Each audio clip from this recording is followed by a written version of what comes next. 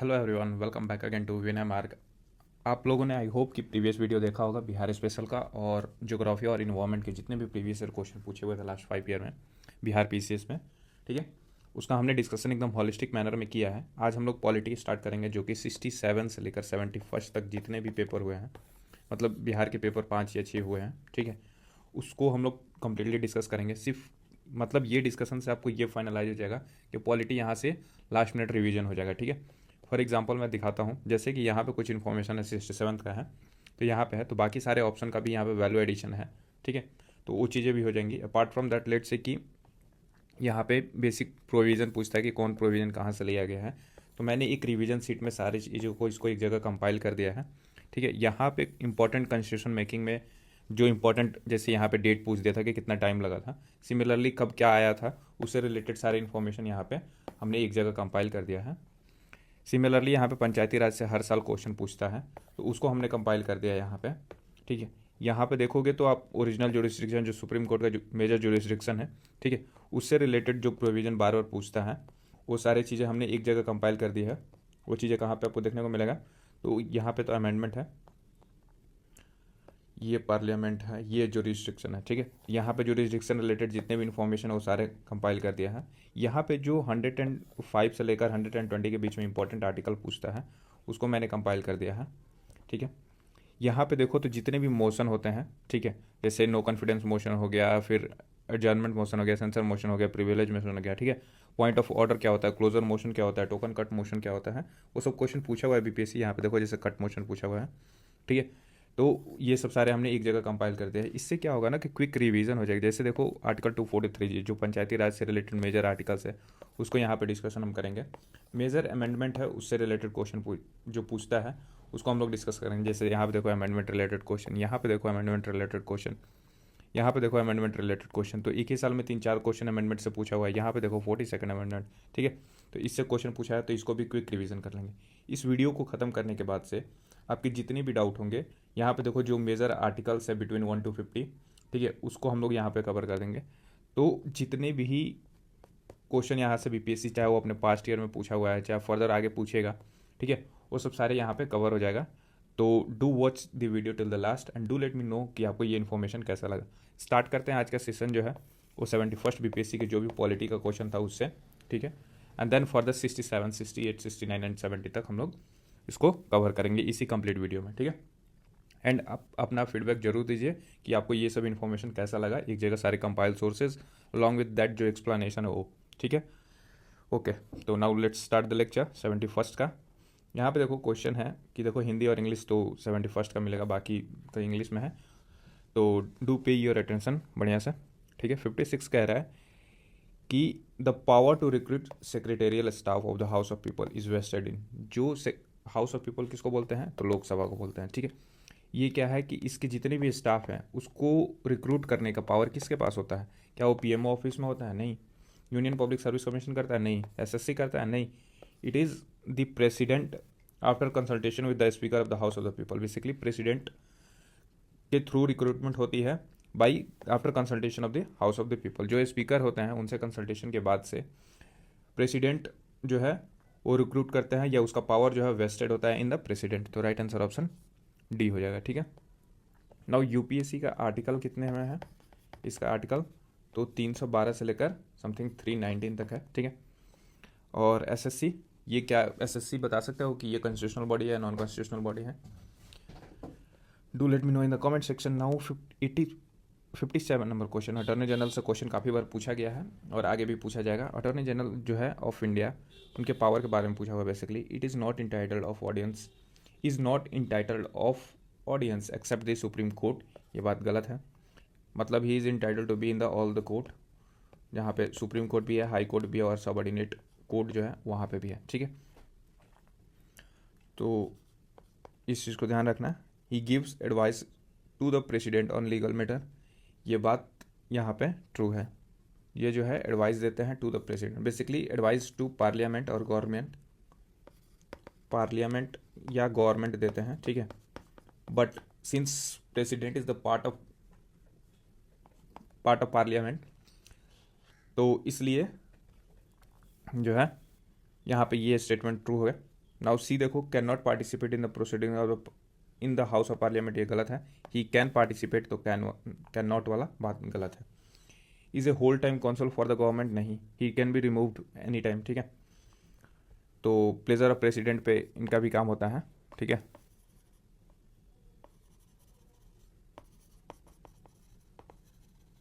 ठीक है, इनका आर्टिकल जो है 76 है, ठीक है। 76 आर्टिकल के तरह अटॉर्नी जनरल अपॉइंट होते हैं अंडर आर्टिकल 76। नाउ 58 नंबर देखो, consider the following subjects belonging to different list of the constitution of India, which of the following subject belongs to concurrent list. Now see, number of list ये किस में आते हैं, article 246 में आता है, ठीक है, जिसमें कि बात 3 लिस्ट का करता है, union, concurrent and state list का। अब इसमें पूछा है कि इन 4 ऑप्शन में से कंकरेंट लिस्ट में कौन सा है। तो कंकरेंट लिस्ट में देखो कि प्रोटेक्शन ऑफ वाइल्ड लाइफ, ये बात है, इन्वायरमेंट जो है कंकरेंट लिस्ट में आता है। इनकम ऑन एग्रीकल्चर, ये बात कंकरेंट लिस्ट में नहीं आता है। टैक्स ऑन इलेक्ट्रिसिटी कंजम्पशन और सेल, ये भी नहीं आता है। नाउ प्राइस कंट्रोल, ये आता है कंकरेंट लिस्ट में, मतलब state has different price control and centre का जो डिफरेंट होता है, अलग अलग जो गुड्स हैं उस पर। तो राइट आंसर ऑप्शन इसका 1 और 4 हो जाएगा, क्योंकि करेक्ट ऑप्शन पूछा हुआ है, ठीक है। नाउ 59 नंबर देखोगे, which are the following directive principles do not follow Gandhian principle. तो गांधीयन देखो, डायरेक्टिव प्रिंसिपल जो है किस आर्टिकल के बीच में आता है, डीपीएसपी जो है आर्टिकल 36 से लेकर 50 तक है ना। और गांधीयन प्रिंसिपल इसमें से कौन सा नहीं है। देखो, ये अनऑफिशियल डिवीजन है कि गांधीयन प्रिंसिपल हो गया या फिर इंटेलेक्चुअल लिबरल प्रिंसिपल हो गया, ठीक है, उस तरह से। बट यहाँ पे ये कॉन्स्टिट्यूशनल डिवीज़न नहीं है वैसे, बट जो आइडियोलॉजी है ना, उसके बेसिस पे हम लोग डिवाइड किए हैं। तो देखो यहाँ पे organisation of village panchayat article 40, ठीक है। तो इस बात को गांधी जी ये एडवोकेट करते थे, तो ये प्रोविज़न था यहाँ पे, नॉट पूछा है, इस चीज़ का ध्यान रखना है, ठीक है। फिर यूनिफॉर्म सिविल कोड, ये 44 है, बट ये जो है इंटेलेक्चुअल लिबरल में आता है, तो ये नहीं होगा। Promotion of cottage industry in rural area, ये बात उन्होंने गांधी जी ने किया था, ठीक है। फिर राइट टू वर्क आर्टिकल 41 है ना, तो इसका इन्होंने नहीं किया था, इंटेलेक्चुअल लिबरल में आता है अगेन ये। तो 1 और 3 जो है ये गांधीयन प्रिंसिपल में आता है, जबकि 2 और 4 नहीं आता है। और आपसे क्या पूछा है कि नहीं आता कौन सा है, तो 2 और 4, ठीक है। Which pair is not correctly matched, not correctly match पूछा हुआ, बेसिकली ये शेड्यूल से रिलेटेड क्वेश्चन है। देखो शेड्यूल 4 जो है ये allocation of seats in the council of state, basically Rajya Sabha में सीट एलोकेशन से रिलेटेड जो है शेड्यूल 4 में है। ओथ एंड अफर्मेशन 3rd में है। एडमिनिस्ट्रेशन ऑफ शेड्यूल एरियाज ये 6th में नहीं है। यूनियन लिस्ट 7th में है, ठीक है, तो ये नहीं होगा। देखो एडमिनिस्ट्रेशन ऑफ शेड्यूल एरिया जो है ये 5th शेड्यूल में है, ठीक है। और शेड्यूल 6th शेड्यूल में कौन सा है, तो एडमिनिस्ट्रेशन ऑफ एरियाज बेसिकली कौन सी, शेड्यूल ट्राइब एरिया जो है, जिसमें कि कौन कौन से आते हैं, 4 स्टेट, वो कौन से हैं, असम, मेघालय, मिजोरम एंड त्रिपुरा, ठीक है। तो जिसको हम लोग ATM स्क्वायर बोलते हैं, नॉट मनी, यानी कि M stand for Meghalaya and Mizoram, not Manipur, ठीक है, इसको याद रखोगे। नाउ देखो शेड्यूल्स याद करने का एक जो ट्रिक होता है, कौन सा होता है, टीयर्स ऑफ ओल्ड PM, ठीक है। बेसिकली तो जो शेड्यूल से रिलेटेड ट्रिक है हमारा क्या है, ये टीयर्स ऑफ ओल्ड PM, इसको याद आप सबने सुना ही होगा। देखो टी क्या है, जो पहला शेड्यूल है वो यूनियन एंड टेरिटरी की बात करता है। दूसरा है कि इमोलूमेंट, बेसिकली सैलरी और बाकी सारी चीज़ें इससे एसोसिएटेड है शेड्यूल 2 से। 3rd जो है ये ओथ एंड अफर्मेशन से रिलेटेड बात करता है। 4th जो है राज्यसभा सीट से रिलेटेड बात करता है। S जो है शेड्यूल एरियाज एक्सेप्ट जो ATM स्क्वायर है वो सब सारी चीज़ें। 6 जो है वो सारे अदर शेड्यूल ट्राइब से रिलेटेड बात करता है, जिसमें कि असम, मेघालय, मिजोरम एंड त्रिपुरा आता है, ठीक है। 7 जो है फेडरल लिस्ट के बारे में बात करता है, फेडरल लिस्ट जो कि ये वाला union list, state list and concurrent list, right. 8 जो है वो क्या है, ऑफिशियल लैंग्वेज की बात करता है, ठीक है, बेसिकली कितने लैंग्वेज है हमारे शेड्यूल्स में वो। 9 जो है प्रोविज़न आउट ऑफ द, जो फर्स्ट शेड्यूल में जो फर्स्ट वो में आता है ना, फर्स्ट अमेंडमेंट के थ्रू किया गया था, लैंड वगैरह उससे रिलेटेड इन्फॉर्मेशन जिसको अमेंड नहीं किया जा सकता था, ऐसा कुछ, ठीक है। 10th जो है एंटी डिफेक्शन से रिलेटेड है, राइट। पी जो है मतलब 11th जो है वो पंचायत राज से है और एम से है मतलब 12 म्यूनसिपलिटी से, ठीक है, तो याद रहेगा वो सब सारी चीज़ें। ओके, नाउ नेक्स्ट मूव करते हैं 61 नंबर क्वेश्चन के। Consider the following statement about central government. Central government के बारे में स्टेटमेंट कुछ दिया हुआ है। Ministries and department are form by the prime minister with consultation with cabinet secretary. Every minister is allocated ministry by the president on the advice of prime minister. देखो ये second सही है, ठीक है, जबकि ये कैबिनेट सेक्रेटरी नहीं होगा और राइट आंसर ऑप्शन इसका 2 ओनली हो जाएगा, ठीक है। नेक्स्ट मूव करते हैं 62 number. What is true about the proceeding of the state legislature. State legislature का जितने भी प्रोसीडिंग होते हैं उसके बारे में ट्रू स्टेटमेंट बताना है इनमें से। Businesses in the legislature shall be translated only in the official language of the state और इन हिंदी और इन इंग्लिश, ठीक है, दो ही लैंग्वेज में हो सकता है। जो भी स्टेट लेजिस्लेचर का काम होगा उसको ट्रांसलेट किस में किया जा सकता है, हिंदी और इंग्लिश में, ठीक है, ये स्टेटमेंट ट्रू है। नाउ बाकी जो ऑप्शन है, advocate general has right to vote, no, जैसे कि अटॉर्नी जनरल के पास राइट टू वोट नहीं है, बाकी सारे काम वो कर सकते हैं, कहीं बैठ सकते हैं, कहीं बोल सकते हैं, वो सब सारे काम। वैसे ही एडवोकेट जनरल जो है वोट नहीं कर सकते हैं, बाकी सारा काम कर सकते हैं। नाउ इनका आर्टिकल कौन सा है एडवोकेट जनरल का, तो आर्टिकल जो है देखो ये 76 अटॉर्नी जनरल का है, इसमें 89 ऐड कर दोगे तो ये कितना हो जाएगा 165। तो एडवोकेट जनरल जब भी आपको आर्टिकल नहीं याद हो तो आप ऐसे कर सकते हो। मेजरली यहाँ पे होता है कि जो यूनियन का आर्टिकल होगा उसमें 89 ऐड कर दोगे तो वो स्टेट का आर्टिकल आ जाएगा, ठीक है, मेजरली, सारे नहीं, मेजरली याद रखना इसी को, ठीक है। तो 165 एडवोकेट जनरल का आर्टिकल है। Now it can discuss the conduct of any जजेज of the high court also, नहीं, ये काम नहीं कर सकता है, जजमेंट को डिस्कस नहीं कर सकते हैं स्टेट लेजिस्लेचर या फिर पार्लियामेंट में। Validity of proceeding shall be called in question on the ground of any alleged irregularities, ये बात भी गलत है, ठीक है। तो राइट आंसर ऑप्शन इसका ये हो जाएगा, ट्रू स्टेटमेंट पूछा हुआ है और पहला ही सही है। नाउ 63 नंबर कह रहा है कि the constitution of India provides for the reasonable restriction on fundamental right but reasonableness must kept in mind that the interest of the general public is safeguarded, ये बात ट्रू है, ठीक है। prevailing social values and also social needs are not bar, ये भी बात true है। But directive principle can be bypassed, ये बात गलत है। Collective good is not greater, पढ़ने में ही थोड़ा सा और लग रहा है, दोनों स्टेटमेंट गलत है, राइट आंसर ऑप्शन इसका ये हो जाएगा, ठीक है। Who among the following determines the qualification which shall be requisite for appointment as a member of the finance commission? तो ये कौन सा होता है, पार्लियामेंट करता है। कोई भी मेजर काम करना होगा, आप कोई भी पावर बनाना हो, रूल्स रेगुलेशन कुछ भी बनाना हो तो कौन करेगा, सबसे हाईएस्ट अथॉरिटी रूल रेगुलेशन का कौन है, तो वो है पार्लियामेंट, वही फ्रेम करता है, ठीक है। तो राइट आंसर ऑप्शन इसका सी हो जाएगा ना। फाइनेंस कमीशन का आर्टिकल कौन सा है ये बताओ, तो फाइनेंस कमीशन का आर्टिकल 280 है, ठीक है। नेक्स्ट है 65 number. Consider the following statement, the summoning of the house means convocation, ठीक है। सेकंड कह रहा है prorogation and session, dissolution terminate a house, prorogation of a session can be effected by the leader of the house alone, इसमें not true पूछा हुआ है। देखो पहला सेशन से पहला सही है कि the summoning of the house means convocation, prorogation and cessation ये बात ट्रू है। डिसोल्यूशन टर्मिनेट्स ए हाउस बिल्कुल बात सही है, बट जो ये है ना फोर्थ स्टेटमेंट ये गलत है, ये कह रहा है कि prorogation of a session can be effected by the leader of the house alone, ये बात गलत है, ठीक है। तो नॉट ट्रू पूछा हुआ है, इसका राइट आंसर ऑप्शन डी हो जाएगा। Question number 66, who is empowered to review financial position of a panchayat, तो ये बात कौन रिव्यू कर सकते हैं, तो फाइनेंस कमीशन जो कि constituted by the governor of the state. अब इसका आर्टिकल कौन सा है, देखो पंचायत से रिलेटेड जितने भी आर्टिकल होगा मैं अभी थोड़ी देर में सारे एक्सप्लेन कर दूंगा, तो will let you know, okay. 67 जो है आत्मनिर्भर Bharat scheme announce by the government helps in, तो आत्मनिर्भर भारत स्कीम जो है वो किस में हेल्प करता है गवर्नमेंट को, for enhancing India's manufacturing capability and export across the industries, true है। इंसेंटिवाइज करेगा फॉरेन इन्वेस्टमेंट को फॉर डोमेस्टिक प्रोडक्शन, यहाँ पे देखो डोमेस्टिक प्रोडक्शन, ठीक है, तो ये बात भी ट्रू है, राइट आंसर ऑप्शन सी हो जाएगा, ठीक है। नेक्स्ट क्वेश्चन है कि what is the main purpose of पंचायती राज, देख लो पंचायती राज का दूसरा क्वेश्चन रहा, राइट। तो मेन पर्पस ऑफ पंचायती राज क्या है, to enable people to participate in the development of administration, मतलब कि ग्रास रूट इन्वॉल्वमेंट होगा तभी जाके लोग चीज़ें सही से डेवलप हो पाएगी, है ना। to enable people to participate in the development of administration. Now 69 number कह रहा है कि what is true about censure motion.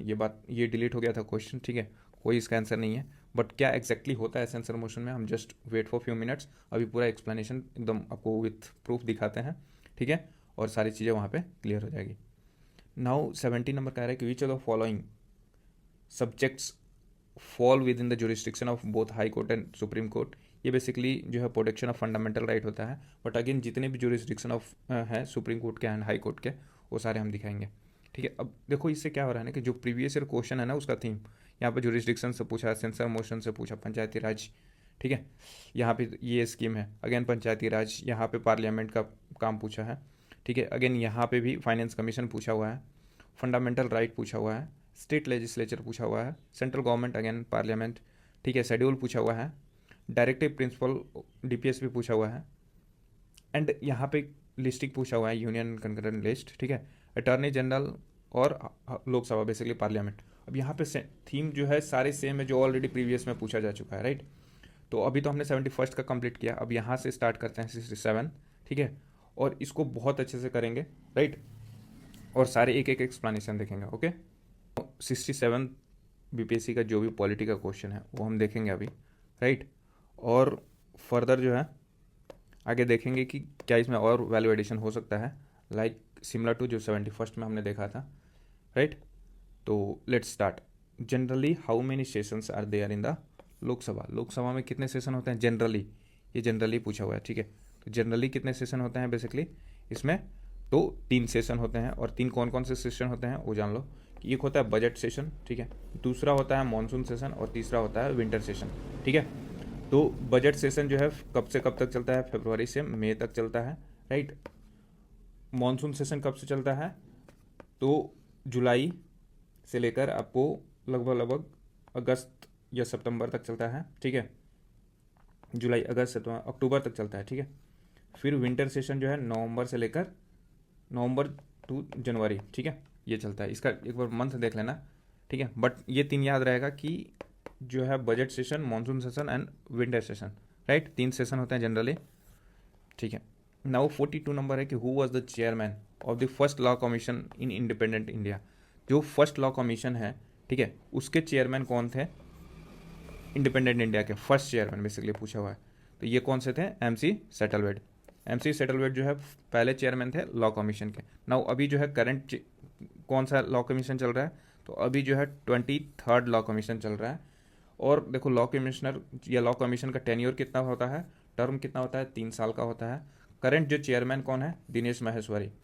तो 23rd जो लॉ कमीशन है उसके चेयरमैन कौन है, दिनेश माहेश्वरी, ठीक है, जो कि इनका टेन्योर जो है 24 से लेकर 1 सितंबर 2024 से लेकर जो है ये 31 अगस्त 2027 तक चलेगा, ठीक है, याद रहेगा। नाउ ये 23rd लॉ कमीशन के चेयरमैन है, राइट, कौन है, दिनेश माहेश्वरी, ओके। इनका टेन्योर भी पता चल गया कि वे 31 अगस्त 2027 तक रहेंगे। लॉ कमीशन का टर्म कितना होता है, कितने सालों तक रहते हैं, तो 3 साल तक, ठीक है। नाउ 43rd है कि one nation one election. One nation one election से रिलेटेड क्वेश्चन है कि if one nation one election is to be realise in India which article of the Indian constitution will require an amendment. तो अगर one nation one election commission जो है इसके chairman कौन थे, तो हमारे फॉर्मर प्रेसिडेंट थे, ठीक है।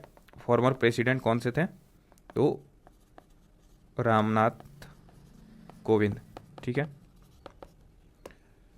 अब कौन सा आर्टिकल इम्पैक्ट करेगा वन नेशन वन इलेक्शन, तो ये है आर्टिकल 172 भी करेगा, 356 भी करेगा, 246 भी करेगा और 83 भी करेगा। तो इसका आंसर जो है मोर देन 1 होगा आंसर, ठीक है। अब देखते हैं कि आर्टिकल 172 कहता है क्या है। Article 172 basically duration of state legislature कहता है, ठीक है। तो अगर वन नेशन वन इलेक्शन होगा तो कुछ इलेक्शन जो है अभी मतलब 24 में हुआ, कुछ 25 में हुआ, कुछ स्टेट्स के 27 में होगा, ठीक है। तो अलग अलग टर्म जो है ये डिस्टर्ब होगा। तो duration of state legislature and basically functioning of state legislature ये आर्टिकल 172 में आता है, और ये अमेंड करने की ज़रूरत पड़ेगी जब वन नेशन वन इलेक्शन आएगा। तो अगेन 356 किससे बात करता है, तो प्रेसिडेंट रूल से बात करता है। तो प्रेसिडेंट रूल कब क्या होता है कि ये बेसिकली जब स्टेट में जो कॉन्स्टिट्यूशनल मशीनरी है वो फेल हो जाता है, तब हम लोग प्रेसिडेंट रूल लगाते हैं, राइट, जैसे कि अभी मणिपुर में लगा था। बट यहाँ पे देखो कि जब वन नेशन वन इलेक्शन आएगा तो फिर हम स्टेट असेंबली को डिजॉल्व कैसे करेंगे, ठीक है, और फिर उसका इलेक्शन कैसे करेंगे, उसका नेक्स्ट जो टर्म होगा वो कितने सालों का होगा वो भी तो फिक्स करना पड़ेगा ना।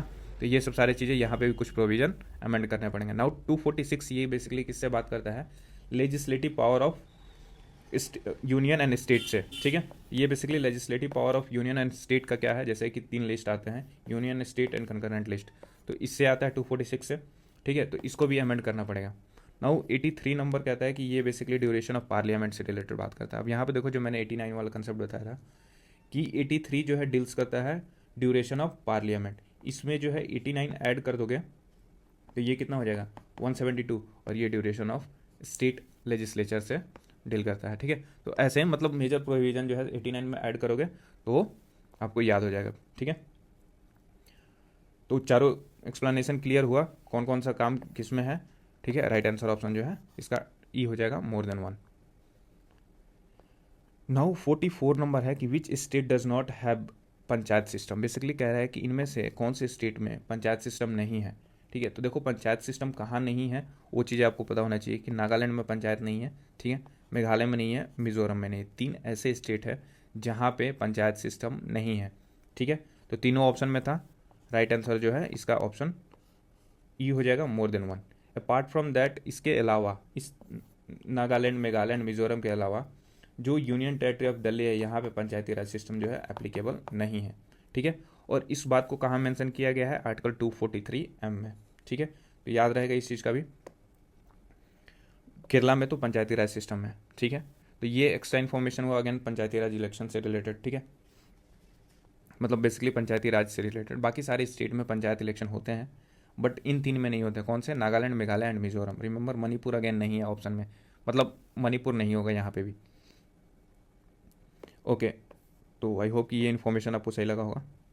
नेक्स्ट है 45 नंबर, कह रहा है कि the division of each state into territorial constituency for the Lok Sabha is done by the delimitation commission. This delimitation has been free still which year. Basically delimitation यहाँ पे ये क्या काम करता है कि जो भी हमारे MPs MLA वो इलेक्ट होते हैं उनके कंस्टिट्यूंसी को, जो टेरिटोरियल कंस्टिट्यूंसी है उसको लिमिट करता है, उसके डिवीज़न करता है, ठीक है। और ये कितनी मतलब इसका जो प्रोविज़न है कब तक वो फ्रीज कर दिया गया था, तो ये था 2026 तक। नाउ जो हमारा नेक्स्ट सेंसस हो रहा है, ठीक है, सेंसस 2027, इसके थ्रू जो है अगेन डिलिमिटेशन होगा एंड फर्दर कंस्टिट्यूंसी का डिस्ट्रीब्यूशन होगा। Now tell me one thing कि डिलिमिटेशन अभी तक कितनी बार हुआ है, टिल नाउ कितनी बार डिलिमिटेशन हुआ है, तो ये है 4 टाइम्स, ठीक है। नाउ 46 नंबर देखो, the supreme court is it a protector of human right, is it a final interpreter of the constitution, civil court और federal court. C protector of human right के लिए ह्यूमन राइट कमीशन है, obviously basic human right तो protect करता ही है, but supreme court is not for that. अब final interpreter of the constitution, बिल्कुल इसको गार्जियन ऑफ कॉन्स्टिट्यूशन कहा जाता है सुप्रीम कोर्ट को। Civil court no, but federal court yes. Supreme court को ही फेडरल कोर्ट कहा जाता है, जब हमारा स्टार्टिंग में सेटअप हुआ था तो it is more than one. Right answer B and D is the right answer, option E is the correct answer, क्योंकि मोर देन वन कह रहा है, ठीक है। 47 कह रहा है कि to review the financial position of the panchayat, the state government constituent every 5 year. किस चीज़ का कंस्टिट्यूशन करता है, तो फाइनेंस कमीशन का। अब नाउ सेम क्वेश्चन जो है 71 में पूछा हुआ था, ठीक है। नाउ 49 नंबर कह रहा है कि electoral college for the 16th vice presidential election of India 2022 constitute of how many members, तो ये बेसिकली 788 था। बट ये देखो 16th वाइस प्रेसिडेंट कौन थे हमारे, तो वो थे श्री जगदीप धनखड़, ठीक है। बट अभी जो 70th वाइस प्रेसिडेंट है वो कौन है, तो आपको इसको कमेंट में बताना है, ठीक है। अब इतना बता देता हूँ हिंट कि ये तमिलनाडु से है, ठीक है। नाउ 15 नंबर है कि the Indian president is eligible for री election for how many times. तो इंडियन प्रेसिडेंट जो है n नंबर ऑफ टाइम्स को इलेक्ट हो सकते हैं। अभी तक 1 प्रेसिडेंट हैं जो 2 टर्म सर्व किए हुए हैं, तो only president to serve 2+ times, ठीक है। वो कौन है, तो वो हैं डॉक्टर राजेंद्र प्रसाद, ठीक है। बट जो है Indian president an number of times जो है इलेक्ट हो सकते हैं, राइट। तो इस चीज़ को याद रखना है बस। बट यूएसए में देखोगे तो यही प्रोविज़न जो है ओनली ट्वाइस है, तो ये ट्वाइस वाला सीन जो है यूएसए का है, ठीक है। Now next move to 68। I hope कि आपको 67 का कंप्लीट एक्सप्लेनेशन काफ़ी सही लगा होगा, राइट। नेक्स्ट मूव करते हैं 68 में, ठीक है। 68 में हम लोग काफ़ी हॉलिस्टिक डिस्कशन करेंगे इसका। और 68 का पहला क्वेश्चन है यहाँ पे, इसको आप एक बार पढ़िए। क्या है 37 नंबर क्वेश्चन?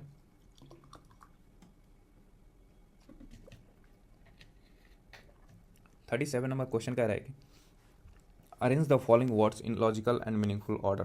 बेसिकली जो सीक्वेंस है उसको पूछ रहे हैं ये लोग कि क्या है सीक्वेंस। तो सबसे पहले जो है हायरार्की में कौन आते हैं? प्रेसिडेंट आते हैं, फिर वाइस प्रेसिडेंट आएंगे, फिर कौन आएंगे? प्राइम मिनिस्टर आते हैं, एंड फिर कौन आते हैं? तो स्पीकर आएंगे, और फिर कौन आएंगे? Member of parliament. तो 2 1 4 3 5 इज द राइट आंसर, ठीक है।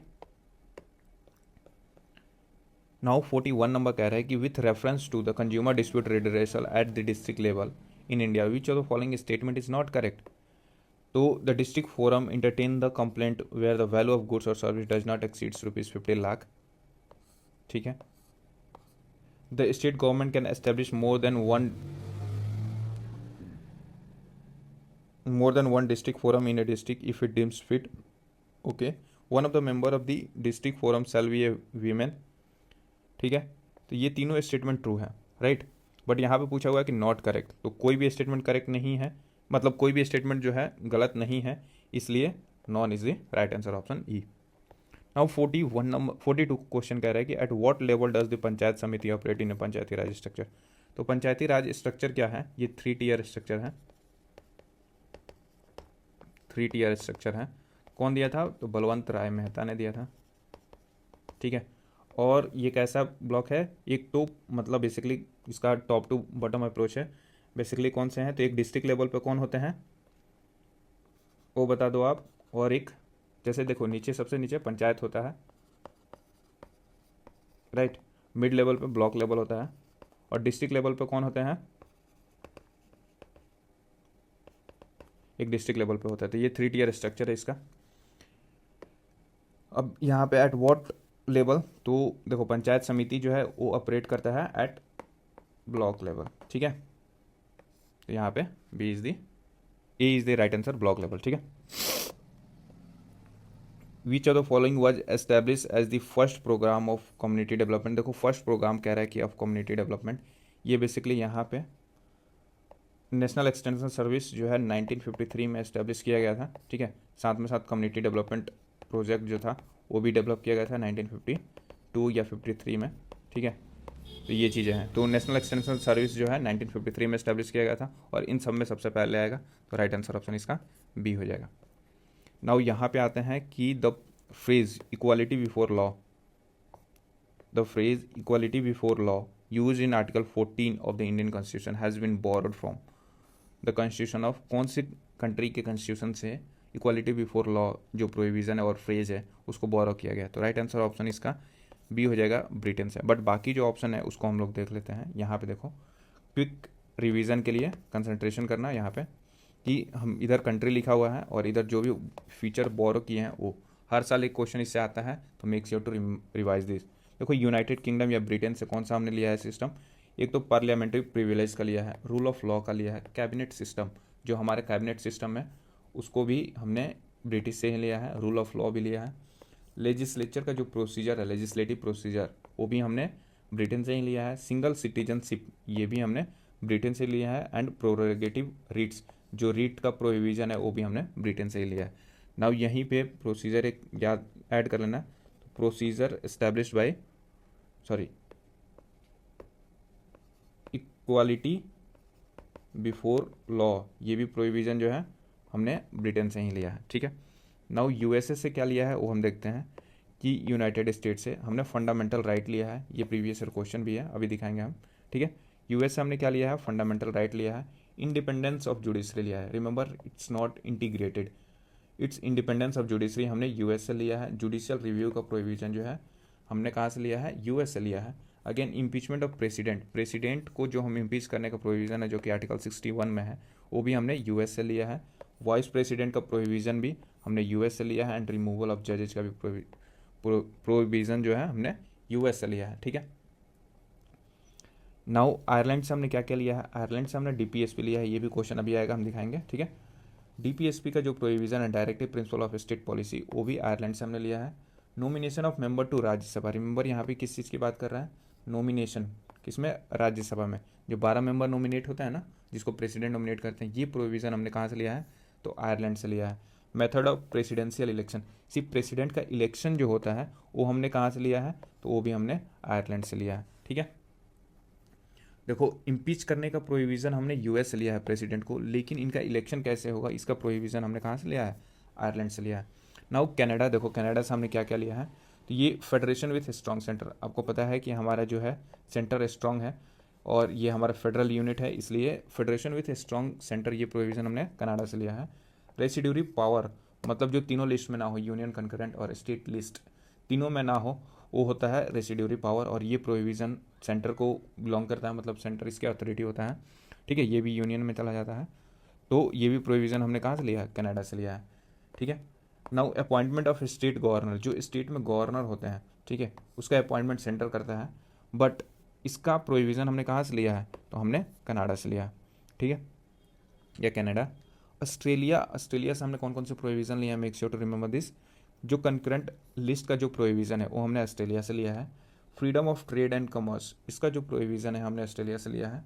Joint sitting of the both house, ये भी प्रोविज़न हमने कहाँ से लिया है, तो ऑस्ट्रेलिया से लिया है। जॉइंट सिटिंग कौन सा है, आर्टिकल 108 में। ठीक है, freedom of trade and commerce, concurrent list, ये सारे जो हमने ऑस्ट्रेलिया से लिया है।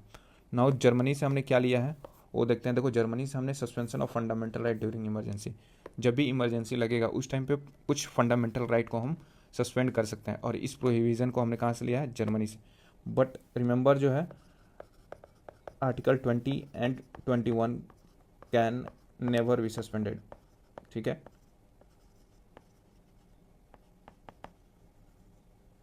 इस चीज़ को याद रखना, 20 एंड 21 को हम कभी भी सस्पेंड नहीं कर सकते हैं, चाहे कितना भी बड़ा केस हो।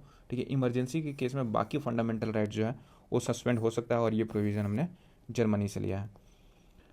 नाउ सोवियत यूनियन, यानी कि यूएसएसआर बोलो, रशिया बोलो, ठीक है, इनसे कौन से प्रोविज़न लिए हैं, देखो फंडामेंटल ड्यूटीज़ जो हमारे ऐड हुए थे।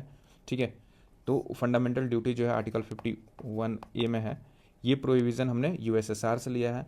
जो आइडिया है of social, economical and political justice का, ठीक है, जो हम प्रियम्बल में है, पहला ही है नेचर, जब देखोगे तो, कि जस्टिस प्रोवाइड करना है। जस्टिस कैसे देना है, सोशल भी देना है, इकोनॉमिकल भी देना है, पॉलिटिकल भी देना है। तो इसको कहाँ से लिया है हमने, सोवियत यूनियन से लिया है। देखो पॉलिटिकल जस्टिस तो हमें मिलता है through fundamental right, but social और इकोनॉमिकल जस्टिस यहाँ पे वेलफेयर वाली चीज़ें आती है। डिफरेंट डिफरेंट स्कीम से हम कोशिश करते हैं हमारे गवर्नमेंट्स, बट मेजर जस्टिस जो है सोशल और इकोनॉमिकल जस्टिस अभी तक नहीं है, जिससे कि आप क्लेम कर सकते हो कि हमें ये राइट मिलना चाहिए। ठीक है, तो ये provision social, economical and political justice जो है आपने कहाँ से लिया है, यूएसएसआर से लिया है। फंडामेंटल ड्यूटीज़ का प्रोविज़न जो कि आर्टिकल 51A में मेंशन है, ये कहाँ से लिया है, तो सोवियत यूनियन से लिया है। ठीक है, इसको देखो, इसको रिकमेंड किसने किया था, तो रिकमेंडेशन किसने किया था, तो स्वर्ण सिंह कमेटी जो है उन्होंने रिकमेंड किया था फंडामेंटल ड्यूटी को इनकॉर्पोरेट करने के लिए इन द कॉन्स्टिट्यूशन। ठीक है, टोटल कितना फंडामेंटल ड्यूटीज़ हैं, तो इनिशियल में तो 10 थे, बट एक और जुड़ा 86 कॉन्स्टिट्यूशनल अमेंडमेंट्स है, और ये जो है अभी टोटल 11th है। ठीक है, नाउ फ्रांस का देखोगे तो फ्रांस जो है वहाँ से क्या लिया गया है, तो जो टर्म है like Republic, liberty, equality and fraternity, ये सारे जो है हमने फ्रांस से लिया है। नाउ साउथ अफ्रीका से हमने क्या लिया है, प्रोसीजर ऑफ कॉन्स्टिट्यूशनल अमेंडमेंट, जो भी हम अमेंडमेंट करते हैं अंडर आर्टिकल 368, ये जो है हमने प्रोविज़न कहाँ से लिया है, साउथ अफ्रीका से लिया है। ठीक है, इलेक्शन ऑफ राज्यसभा मेंबर, ये हमने कहाँ से लिया है, तो साउथ अफ्रीका से। रिमेंबर यहाँ पे कंफ्यूज नहीं होना, जो नॉमिनेशन हम करते हैं, नॉमिनेशन ऑफ राज्यसभा मेंबर, वो कहाँ से लिया है, तो आयरलैंड से, बट जो इलेक्शन ऑफ राज्यसभा मेंबर है वो कहाँ से लिया है, तो साउथ अफ्रीका से। एक और कन्फ्यूजन आती है कि ज्वाइंट सीटिंग का, ज्वाइंट सीटिंग जो है हमने ऑस्ट्रेलिया से लिया है, और जो अमेंडमेंट का प्रोसीजर है वो हमने कहाँ से लिया है, तो साउथ अफ्रीका से लिया है। ठीक है। नाउ जापान से हमने क्या लिया है, तो procedure established by law. Remember, procedure जो है एस्टैब्लिश करेंगे कहाँ से, वो हमने जापान से करेंगे, यानी कि प्रोसीजर एस्टैब्लिश्ड बाय लॉ जो है ये प्रोविज़न हमने जापान से लिया है। ठीक है, यहाँ पे एक और जोड़ लो यूएसएसआर में, मतलब आई मीन यूएस में, कि ड्यू प्रोसेस ऑफ लॉ, ये हमने कहाँ से लिया है, तो यूएस से लिया है। ठीक है, अब देखो रसिया से अगेन, यूएसएसआर से तो सोवियत यूनियन से ये सब सारे लिए हैं। अगेन रशिया जिसको बोलते हैं फंडामेंटल ड्यूटीज़। ठीक है, फर्दर यूएसएसआर था, वही है सेम चीज़। ठीक है, सोवियत यूनियन वाला। तो आई होप कि ये आपको क्विक रिवीजन हो गया, जितने भी बोरोड फीचर थे वो सब सारे, विथ एक क्वेश्चन पूछा और बाकी सारे रिवीजन हो गए। इसी को मैंने वैल्यू एडिशन बोला है, या फिर quick revision of all the polity question. ये हमारा थंबनेल है। ठीक है, ये इसी की वजह से है कि इतने सारे एक्सप्लेनेशन जो है just because of one question हो गया, राइट। नाउ 45 नंबर देखो, ये भी लंबा जाएगा, कि what was the duration of the making of Indian constitution. Indian constitution को बनाने में कितने साल लगे, तो ये 2 साल 11 महीना और 18 दिन। कैसे याद रखोगे, 2 11 18, 2 11 18। ठीक है, तो 2 साल 11 महीना और 18 दिन लगे हैं। ठीक है, नाउ अब बाकी चीज़ें जो कॉन्स्टिट्यूशन मेकिंग से रिलेटेड है वो हम देख लेते हैं। देखो कॉन्स्टिट्यूशन मेकिंग से रिलेटेड सबसे पहला फैक्ट, 1934 में जो आइडिया ऑफ कॉन्स्टिट्यूएंट असेंबली है पहली बार प्रपोज किया गया था बाई एम एन रॉय ने पहली बार कॉन्स्टिट्यूएंट असेंबली के आइडिया को प्रपोज किया था, और कब किया था, 1934 में। ठीक है, नाउ 1940 में जो अगस्त ऑफर है ये एक्सेप्ट कर लिया था the principle of Indian framing their constitution. मतलब अगस्त ऑफर ने ये एक्सेप्ट कर लिया था, ठीक है, कि जो है इंडिया को अपनी खुद की कॉन्स्टिट्यूशन बनाना चाहिए। रिमेंबर, अगस्त ऑफर 1914 में आया था। ठीक है, नाउ 1942 में क्रिस्प मिशन आता है, इसने प्रपोज किया था कि आप जो है कॉन्स्टिट्यूएंट असेंबली की एस्टेब्लिशमेंट करो। ठीक है, इंडियंस को। नाउ 1946 में क्या हुआ था कि जो कैबिनेट मिशन प्लान आया था ये आउटलाइन किया था the formation of constituent assembly. मतलब जो कॉन्स्टिट्यूएंट असेंबली का बनना है, यहाँ पे तो बनने की बात प्रपोज कर दी गई थी क्रिप्स मिशन में, और कैबिनेट मिशन में कैसे बनाना है, ठीक है, उसके प्रोसीजर को, ठीक है, आउटलाइन किया था कैबिनेट मिशन, जो कि 1946 में आया था। ठीक है, अब देखो first meeting of constituent assembly कब होता है, 9 दिसंबर 1946 को। जो पहली मीटिंग है कॉन्स्टिट्यूएंट असेंबली की वो कब होती है, तो 9 दिसंबर 1946 को। बट जो कॉन्स्टिट्यूएंट असेंबली है, ठीक है, डायरेक्ट उसमें मीटिंग नहीं होगा ना, ये बना होगा, और बनने के बाद से जो है इनॉग्रेट कब हुआ था, तो ये हुआ था 6 दिसंबर 1946 को। ठीक है, नाउ पहली मीटिंग जो है 9 दिसंबर 1946 को हुई थी। इसमें 2 चीज़ें मेजर स्टेप है। ठीक है, तो एक तो हमारे टेम्प्रेरी प्रेसिडेंट थे, और दूसरा जो है टेम्प्रेरी वाइस प्रेसिडेंट होंगे। ठीक है, अब दोनों को नाम बताना है कि टेम्प्रेरी प्रेसिडेंट कौन थे और टेम्प्रेरी वाइस प्रेसिडेंट कौन थे हमारे कॉन्स्टिट्यूएंट असेंबली के। ठीक है, तो देखो सच्चिदानंद सिन्हा जो है ये जो है टेम्प्रेरी प्रेसिडेंट था, फर्स्ट टेम्प्रेरी प्रेसिडेंट या टेम्प्रेरी प्रेसिडेंट बोल सकते हो, और फ्रैंक एंटोनी जो है ये हमारे पहले वाइस प्रेसिडेंट थे। ठीक है, टेम्प्रेरी वाले। नाउ 11 दिसंबर को 2 दिन बाद से इसके जस्ट डॉक्टर राजेंद्र प्रसाद को पहला प्रेसिडेंट ऑफ इंडिया इलेक्ट कर लिया जाता है, राइट। और पहला वाइस प्रेसिडेंट किसको किया जाता है, तो वो देख लो कि पहला वाइस प्रेसिडेंट, ये तो प्रेसिडेंट हो गए, और वाइस प्रेसिडेंट किसको किया जाता है, तो है HC मुखर्जी। ठीक है, नाउ 13 को हमने क्या किया था कि जवाहरलाल नेहरू ने मूव किया था ऑब्जेक्टिव रिजोल्यूशन। तो ऑब्जेक्टिव रिजोल्यूशन कब मूव हुआ था, तो 13 दिसंबर को किसने मूव किया था, तो जवाहरलाल नेहरू ने। ठीक है, पहले प्राइम मिनिस्टर थे हमारे, और इन्होंने ऑब्जेक्टिव रिजोल्यूशन को मूव किया था in the constituent assembly. Now objective resolution adopt कब हो गया था, तो ये डेट इंपॉर्टेंट है कि 22 जनवरी 1947 को ऑब्जेक्टिव रिजोल्यूशन जो है अडॉप्ट कर लिया गया था। इंडिया जो है इंडिपेंडेंट कब बना था, 15 अगस्त 1947 को। ड्राफ्टिंग कमेटी जो है फॉर्म हुई थी कब, 29 अगस्त को। तो रिमेंबर कि जो ड्राफ्टिंग कमेटी है, मतलब कॉन्स्टिट्यूशन बनाने की जो हमारा न्यू रखा गया, वो आफ्टर इंडिपेंडेंस रखा गया, और कब रखा गया, तो वो है 29 अगस्त 1947 को। इस डेट को याद रखना। ठीक है, now constitution adopted and enacted, constitution को अडॉप्ट कर लिया गया था और इनेक्ट कर लिया गया था कब, 26 नवंबर 1949 को। ये भी ध्यान रखना कि यहाँ पे 50 नहीं है, 26 नवंबर 1949 को, और इसीलिए हमें इसको कॉन्स्टिट्यूशन डे मनाते हैं, कब, 26 नवंबर को। ओके, नाउ मेंबर्स 24 जनवरी 1950 को जो बाकी सारे मेंबर थे उन्होंने साइन कर दिया था इस पे। ठीक है, अब कॉन्स्टिट्यूशन केम इनटू फोर्स कब हो गया था? 26 जनवरी 1950 को। और फोर्स में कब आया था? रिपब्लिक डे को, बेसिकली 26 जनवरी 1950 को। देखो इनेक्ट एंड अडॉप्ट कब हो गया था? 26 नवंबर को 49 को। एंड फोर्स में कब आया था कॉन्स्टिट्यूशन? तो है 26 जनवरी 1950 को। अब यहाँ से यहाँ तक आने में इनको कितने दिन लग गए थे? तो 2 साल, 2 ईयर 18 मंथ, 2 ईयर 11 मंथ, ठीक है, 2 ईयर 11 मंथ एंड 18 डेज, ठीक है। बाकी कुछ प्रोविजन देखते हैं, जैसे इंपॉर्टेंट फैक्ट, टोटल स्ट्रेंथ कितना था कॉन्स्टिट्यूएंट असेंबली का? 389, ठीक है, जिसमें ब्रिटिश इंडिया के मेंबर कितने थे? 296 एंड प्रिंसली स्टेट के 93। पार्टीशन हुआ, पार्टीशन होने के बाद से जो टोटल स्ट्रेंथ रिड्यूस होकर कितना हो गया? 299 हो गया, ठीक है। अभी प्रेजेंट मेंबर जो थे वो कितने थे? टोटल स्ट्रेंथ 299 था, प्रेजेंट मेंबर कितने थे? 284 थे, जिन्होंने लास्ट में साइन किया था, ठीक है। की पर्सनालिटीज़ देखोगे तो की पर्सनालिटीज़ में देखो president of constituent assembly doctor Rajendra Prasad थे। वाइस प्रेसिडेंट अभी मैंने बताया कि एच सी मुखर्जी थे, ठीक है। कॉन्स्टिट्यूशनल एडवाइजर कौन थे? तो बी एन राव। काफ़ी बार इससे क्वेश्चन पूछा हुआ है, who was the constitutional adviser? तो it was B N Rau. Chairman of drafting committee कौन थे? तो बी आर अम्बेडकर। यहाँ पे देखते हैं थोड़ा सा, जो ड्राफ्टिंग कमेटी है 29 अगस्त 1947 को सेटअप हुआ था, उसके चेयरमैन बी आर अम्बेडकर थे। बाकी जो है 7 मेंबर थे, मतलब टोटल 7 मेंबर थे। एक तो बी आर अम्बेडकर और बाकी सारे यहाँ पे एक और ये टोटल जो है 7, और बाकी 6 मेंबर में कौन थे? एन गोपाला स्वामी अयंगार थे, ठीक है। अलादीन कृष्ण स्वामी अय्यर थे, के एम मुंशी थे, मोहम्मद सदौला थे, ठीक है, बी एल मित्तर थे और बीपी खेतान थे। तो रिमेंबर कुछ एक्स्ट्रा फैक्ट याद कर लो कि वीमेन कितनी थी इसमें? तो 0, ठीक है, मतलब ड्राफ्टिंग कमेटी में। और आईएनसी के मेंबर कौन थे? तो आईएनसी के मेंबर्स थे के M Munshi, right.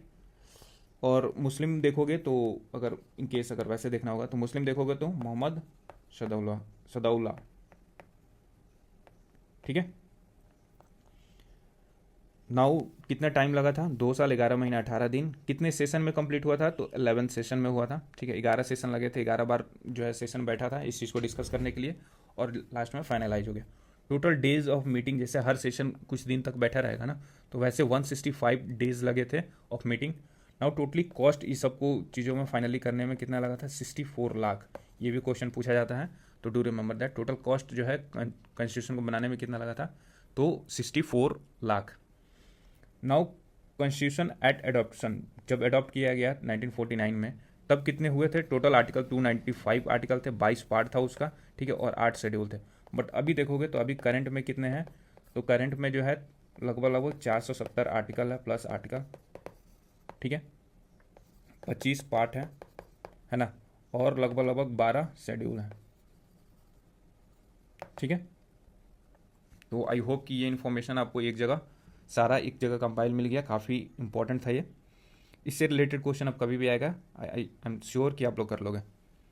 Now 46 number देखो कि the council of minister in a state is collectively responsible to. Basically council of minister जो है, चाहे वो स्टेट में हो या फिर यूनियन में हो, कहीं भी हो, ये कलेक्टिवली रिस्पॉन्सिबल होता है। और किसके होता है? अगर यूनियन में है तो यूनियन में पार्लियामेंट का रिस्पॉन्सिबल होगा, अगर स्टेट है तो स्टेट में लेजिस्लेटिव असेंबली का होगा। रिमेंबर, काउंसिल का नहीं होता है या राज्यसभा का नहीं होता है, यूनियन में पार्लियामेंट यानी कि लोकसभा का होता है, ठीक है, और स्टेट में लेजिस्लेटिव असेंबली का होता है, ठीक है। राइट आंसर ऑप्शन ए हो जाएगा। नाउ 47 नंबर है कि consider the following statement in the post 73rd amendment era there has to be decentralisation of. एक तो डिसीजन मेकिंग पावर का डिसेंट्रलाइजेशन होगा, सिस्टम एज ए होल होगा, ठीक है। जुडिशियल पावर का डिसेंट्रलाइजेशन नहीं हुआ है। आपको पता है कि सुप्रीम कोर्ट है एंड देन ये है हाई कोर्ट है एंड देन सबऑर्डिनेट कोर्ट है, बट इनका डिसेंट्रलाइजेशन लोकल लेवल पे नहीं हुआ है, ठीक है। तो जुडिशियल पावर का डिसेंट्रलाइजेशन नहीं हुआ, बाकी एडमिनिस्ट्रेटिव पावर का भी डिसेंट्रलाइजेशन हुआ है, ठीक है। तो 1, 2, 4 इज द राइट आंसर, ठीक है। नेक्स्ट करते हैं हम 48 नंबर कह रहा है the representation in the Rajya Sabha includes. जो राज्यसभा में रिप्रेजेंटेशन है वो किनको इंक्लूड करता है? अब देखो कि members nominated by the president of India, 12 member को प्रेसिडेंट नॉमिनेट करते हैं, ये भी होते हैं।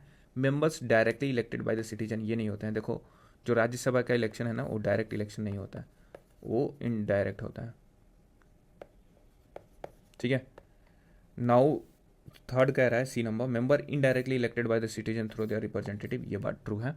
ठीक है, तो दो statement A and C is the correct, इसलिए more than one of the answer is correct. ठीक है, नाउ मुझे बता सकते हो कि जो nomination of member to the Rajya Sabha, ये प्रोविज़न हमने कहाँ से लिया है? ठीक है, तो अभी हमने देखा कि आयरलैंड से लिया है। नाउ जो इलेक्शन है जो कि इनडायरेक्टली इलेक्टेड है, तो ये इलेक्शन हमने कहाँ से लिया है? तो साउथ अफ्रीका से। ठीक है, of Rajya Sabha member. Now 49 number question है कि विच of the following is concern with the supreme court of India. तो देखो सुप्रीम कोर्ट ऑफ इंडिया से कौन कौन से कंसर्न है, तो obviously collegium system supreme court में ही है, एपलेट जुरिस्डिक्शन, ओरिजिनल जुरिस्डिक्शन, ये सब सारे जो है सुप्रीम कोर्ट ऑफ इंडिया से ही एसोसिएटेड है। इसका राइट आंसर जो है मोर देन वन हो जाएगा। ठीक है, अभी देखते हैं जुरिस्डिक्शन वाला सारा केस। ठीक है, जुरिस्डिक्शन वाला हम लोग नेक्स्ट जैसे 68 है ना, तो 69th वाला में देखेंगे ना, तो वहाँ पे अच्छे से एक्सप्लेन कर देंगे सारे जुरिस्डिक्शन को। Till then wait for that. Now 50 number है यहाँ पे कि the minimum age for contesting election to the panchayati raj institution should be how many years according to 73rd constitutional amendment act. Now आपको यहाँ से क्लियर हो जाना चाहिए 73rd कॉन्स्टिट्यूशनल अमेंडमेंट एक्ट जो है पंचायती राज से डील करता है, एंड 74th जो है ये म्यूनसिपलिटी से डील करता है। ठीक है, नाउ मिनिमम एज इलेक्शन को कंटेक्स्ट करने के लिए कितना होना चाहिए, तो it should be 21 year. Now 25 किसके लिए होना चाहिए, तो लोकसभा के लिए। 18 क्या होना चाहिए, तो वोटिंग एज है। ठीक है, 18 के बाद से आप वोट कर सकते हो। राइट आंसर ऑप्शन बी हो जाएगा, minimum age to context panchayat election 21 years. ठीक है, इसका एक्सप्लेनेशन देखो यहाँ पे, अब जितने भी हमारे बॉडी हैं या पोस्ट है उसके मिनिमम एज से रिलेटेड या मैक्सिमम एज से रिलेटेड जो भी चीज़ें होंगी वो हम यहाँ पे क्लियर कर लेते हैं, या टेन्योर टर्म जो भी है वो सब सारे। Right, are you ready for a big learning here? Pay attention for the such beautiful information. Now president होने के लिए मिनिमम एज कितना होना चाहिए, 35 साल। प्रेसिडेंट का टर्म कितना होता है, 5 साल के लिए होता है।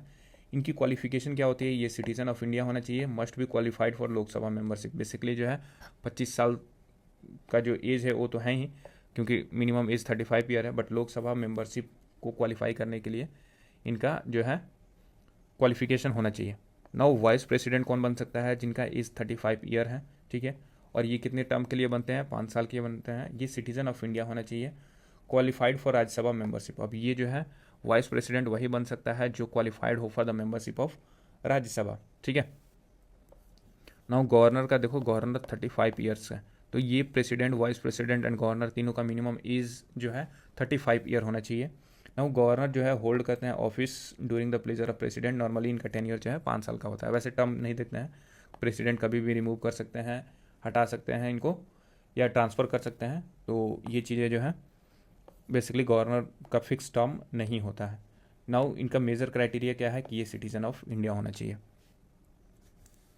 लोकसभा मेंबर जो कि एमपी बोलते हैं हम लोग, ठीक है, उनका मिनिमम एज 25 साल होना चाहिए। 5 ईयर का जनरली टर्म होता है हाउस टर्म के अकॉर्डिंगली। ये एन नंबर ऑफ टाइम रह सकते हैं जब तक इनको मेजोरिटी वाली वोट मिलते रहेगी तब। ठीक है, जब तक ये इलेक्ट होते रहेंगे तब तक रह सकते हैं। जनरल टर्म्स जो है इनका 5 साल का होता है। ठीक है, ये सिटीजन ऑफ इंडिया होना चाहिए, दैट्स इट। और राज्यसभा मेंबर होने के लिए जो मिनिमम एज है वो 30 ईयर्स है। तो यहाँ पे कन्फ्यूजन आ सकता है। तो राज्यसभा मेंबर होने के लिए 30 ईयर जो है मिनिमम एज होना चाहिए। इनका टेन्योर जो है 6 साल का होता है राज्यसभा मेंबर का। बट रिमेंबर दैट कि 1/3 जो है मेंबर रिटायर करते हैं राज्यसभा से एवरी 2 ईयर, मतलब हर 2 साल में 1/3 ऑफ द मेंबर जो है वो रिटायर कर जाते हैं राज्यसभा के। ठीक है, सिटीजन ऑफ इंडिया होना चाहिए, इनका क्वालिफिकेशन है, दैट्स इट। लेजिस्लेटिव असेंबली जो कि स्टेट में है, एमएलए बोलते हैं हम लोग, ठीक है, उनका मिनिमम एज जो है 25 साल होना चाहिए। 5 साल का जनरली टर्म होता है, या जब तक वो इलेक्ट होते रहेंगे तब तक वो बने रहेंगे। नाउ इनका क्वालिफिकेशन सिटीजन ऑफ इंडिया होना चाहिए। लेजिस्लेटिव काउंसिल मात्र 6 स्टेट में है, ठीक है, बट उनमें भी मेंबर होने के लिए 30 ईयर एज होना चाहिए। Now Rajya Sabha member and legislative council दोनों के लिए 30+ एज होना चाहिए। नाउ इनका टर्म 6 है, 1/3 जो है रिटायर कर जाते हैं हर सेकेंड ईयर में, ठीक है, और क्वालिफिकेशन सिटीजन ऑफ इंडिया होना चाहिए। नाउ पंचायत मेंबर के लिए जो कि हमारा क्वेश्चन था, यहाँ पे मिनिमम एज कितना होना चाहिए, 21 ईयर्स। 5 साल का जनरली टर्म होता है, और जैसे कि स्टेट लॉ बनाती है उसके अकॉर्डिंगली, ठीक है, इनका क्वालिफिकेशन है। सिमिलरली म्यूनसिपल मेंबर या म्यूनसिपलिटीज़ के जो मेंबर्स होते हैं उनका भी मिनिमम एज 21 साल का होता है। 5 साल का जनरल टर्म होता है, और जैसे स्टेट लॉ बनाता है उसके अकॉर्डिंगली होता है। ठीक है, नाउ नेक्स्ट है हमारे कॉन्स्टिट्यूशनल अथॉरिटीज़, जैसे कि चीफ इलेक्शन कमिश्नर हो गए या फिर इलेक्शन कमिश्नर हो गए, उनका तो उनका एज क्राइटेरिया कुछ नहीं है, नो कॉन्स्टिट्यूशनल एज प्रिस्क्राइब्ड, ठीक है। बट इनका टर्म जो है वो है कि 6 साल का होना चाहिए, ठीक है, या फिर 65 ईयर ऑफ एज होना चाहिए, जो भी अर्लियर होगा उसके अकॉर्डिंगली जो है चीफ इलेक्शन कमिश्नर या इलेक्शन कमिश्नर वो साइड लाइन हो सकते हैं, ठीक है। 6 साल का टर्म होता है या फिर 65 साल, इन दोनों में से जो पहले आ जाए उससे वो हट सकते हैं, ठीक है। नाउ कैग जो कि आर्टिकल 148 में है, ठीक है, कैग का जो एज है ऐसा कोई भी प्रिस्क्राइब नहीं है हमारे कॉन्स्टिट्यूशन में, बट इनका टर्म जो है 6 साल का होता है या फिर 65 ईयर, जो भी अर्लियर होगा उसके अकॉर्डिंगली ये रिटायर हो जाएंगे, ठीक है। Controller and auditor general, now attorney general जो कि आर्टिकल 76 में है ना, इनका भी कोई भी एज प्रिस्क्राइब नहीं है, बट ये जो है ऑफिस होल्ड करते हैं during the pleasure of president, कभी भी हटाए जा सकते हैं, ठीक है। ये बेसिकली पार्लियामेंट को एडवाइस करते हैं या गवर्नमेंट को एडवाइस करते हैं attorney general. Now advocate general जो है अभी हमने डिस्कस किया था, 165 इनका आर्टिकल है, ये बेसिकली स्टेट के लिए होते हैं, ठीक है, और ये यूनियन के लिए होते हैं, है ना। अब ये एडवाइस किसको करते हैं, तो ये स्टेट लेजिस्लेटिव असेंबली को करते हैं, इनका भी कोई एज डिस्क्राइब नहीं है, ये during the pleasure of governor office hold करते हैं, गवर्नर कभी भी एडवोकेट जनरल को हटा सकते हैं। ये हाईएस्ट लॉ ऑफिसर होते हैं advocate general of the state, attorney general जो है हाईएस्ट लॉ ऑफिसर होते हैं किसके, तो इंडिया के या यूनियन के। Now chairman and members of UPSC, इनका भी कोई एज प्रिस्क्राइब नहीं है, बट ये ऑफिस होल्ड करते हैं 6 साल एंड 65 ईयर, ठीक है, जो भी अर्लियर होगा उससे रिमूव हो सकते हैं। नाउ स्टेट पीसीएस जो भी होते हैं उनके चेयरमैन और मेंबर जो हैं उसका भी कोई एज प्रिस्क्राइब नहीं है, बट जो टेन्योर होता है उनका 6 साल का होता है या फिर 62 ईयर, जो भी अर्लियर होगा उससे वो रिमूव हो सकते हैं। नाउ जुडिशरी देखो, जुडिशरी से रिलेटेड स्टेटमेंट, जैसे सुप्रीम कोर्ट जज जो है इनका कोई मिनिमम एज नहीं है, बट रिटायर कर जाते हैं 65 साल की एज में। चीफ जस्टिस ऑफ इंडिया, इनका भी कोई मिनिमम एज नहीं है, ये 65 साल में रिटायर हो जाते हैं। हाई कोर्ट जज जो है इनका भी कोई भी एज नहीं है, बट ये 62 साल में रिटायर कर जाता है। रिमेंबर, सुप्रीम कोर्ट जज हो या चीफ जस्टिस ऑफ इंडिया हो, दोनों का 65 साल रिटायरमेंट एज है। हाई कोर्ट जज का जो है रिटायरमेंट एज जो है 62 साल है, ठीक है। क्वालिफिकेशन ऑफ सुप्रीम कोर्ट जज क्या होना चाहिए कि ये सिटीजन ऑफ इंडिया होना चाहिए। दूसरा कि हाई कोर्ट जज हो फॉर 5 ईयर्स, ठीक है, या फिर मतलब ये कंपलसरी है कि सिटीजन ऑफ इंडिया हो, और इनमें से और वाला प्रोविजन, ये हाई कोर्ट जज हो फॉर 5 ईयर्स तब बन सकते हैं सुप्रीम कोर्ट जज, या फिर एडवोकेट हो इन हाई कोर्ट फॉर 10 ईयर्स तब सुप्रीम कोर्ट जज बन सकते हैं, या फिर डिस्टिंग्विश्ड जूरिस्ट हो इन दी ओपिनियन ऑफ प्रेसिडेंट तब जज बन सकते हैं सुप्रीम कोर्ट के। Now similarly qualification of high court जज क्या होगा, ये तो सिटीजन ऑफ इंडिया होना ही चाहिए, बाकी इनमें से एक कोई, ये जुडिशियल ऑफिस होल्ड करते हो फॉर 10 ईयर्स, या फिर एडवोकेट हो हाई कोर्ट में फॉर 10 ईयर्स। तो रिमेंबर यहाँ पे कितने साल का है, 5 साल और 10 साल। एडवोकेट 10 साल के लिए होना चाहिए हाई कोर्ट में, या फिर 5 साल जज होना चाहिए हाई कोर्ट में, तब बन सकते हैं ये सुप्रीम कोर्ट के जज। बट यहाँ पे हाई कोर्ट में दोनों में 10 साल, चाहे जुडिशियल ऑफिस होल्ड करते हो 10 साल के लिए या एडवोकेट हो 10 साल के लिए हाई कोर्ट में, तब बन सकते हैं ये हाई कोर्ट के जज, ठीक है। यहाँ पे देखो प्रेसिडेंट से रिलेटेड मतलब फ्यू इंपॉर्टेंट कॉन्स्टिट्यूशनल बॉडी से रिलेटेड आर्टिकल्स हैं जो कि फ्रिक्वेंटली एग्जाम में पूछा जाता है। आई होप कि आप टेंशन बनाए हो अभी तक, ठीक है। नहीं तो एक पॉज करना स्क्रीन, पानी पी लो एंड देन फिर again start watching. See president का आर्टिकल जो है 52 के तहत कहता है कि there should be a president, vice president 63 में है mention. Prime minister there should be a prime minister 74 article कहता है। अटॉर्नी जनरल 76, पार्लियामेंट होना चाहिए 79 आर्टिकल कहता है। और पार्लियामेंट कंसिस्ट ऑफ किसके, तो पीएम पहले प्रेसिडेंट करना है, ठीक है, प्रेसिडेंट, पीएम एंड फिर क्या कर रहा हूँ मैं,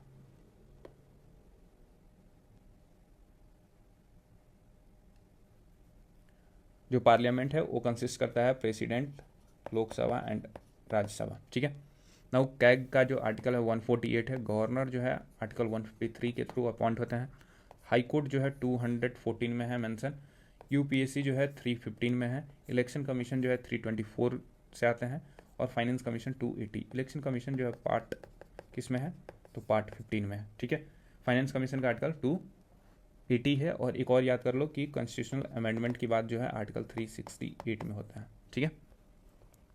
मोस्ट फ्रिक्वेंटली जो है वो क्विक रिवीजन कर लेते हैं अभी तक जो लर्न किए हैं, ठीक है। इसके थ्रू प्रेसिडेंट 35 ईयर टर्म होगा, vice president 35 year, governor 35, Lok Sabha 25, Rajya Sabha 30, MLA 25, MLC 30 और panchayat and municipalities 21 year of as. ठीक है, तो यहाँ से ये आंसर है। ठीक है, आई होप कि ये इन्फॉर्मेशन काफ़ी सही लगा होगा। Do let me know your feedback in the comment section for this much explanation. ठीक है, कि कैसा लगा आपको और क्या फर्दर इंप्रूव किया जा सकता है। ठीक है, इवन अगर अच्छा लगा हो तो do let me know. At what percentage has Bihar registered the lowest female workforce participation rate in 2022?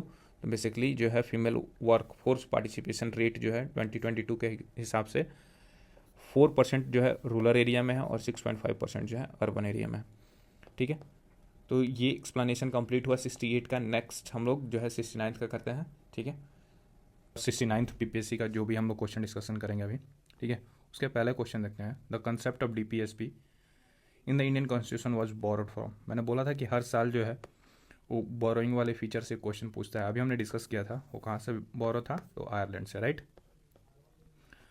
Now 58 number देखो, Sikkim become a full fledge state of the union of India in. देखो जो सिक्किम है फुल फ्लेज स्टेट जो है वो 36th constitutional amendment act के through ये full fledge state बना था इन 1975, but with 35 constitutional amendment act.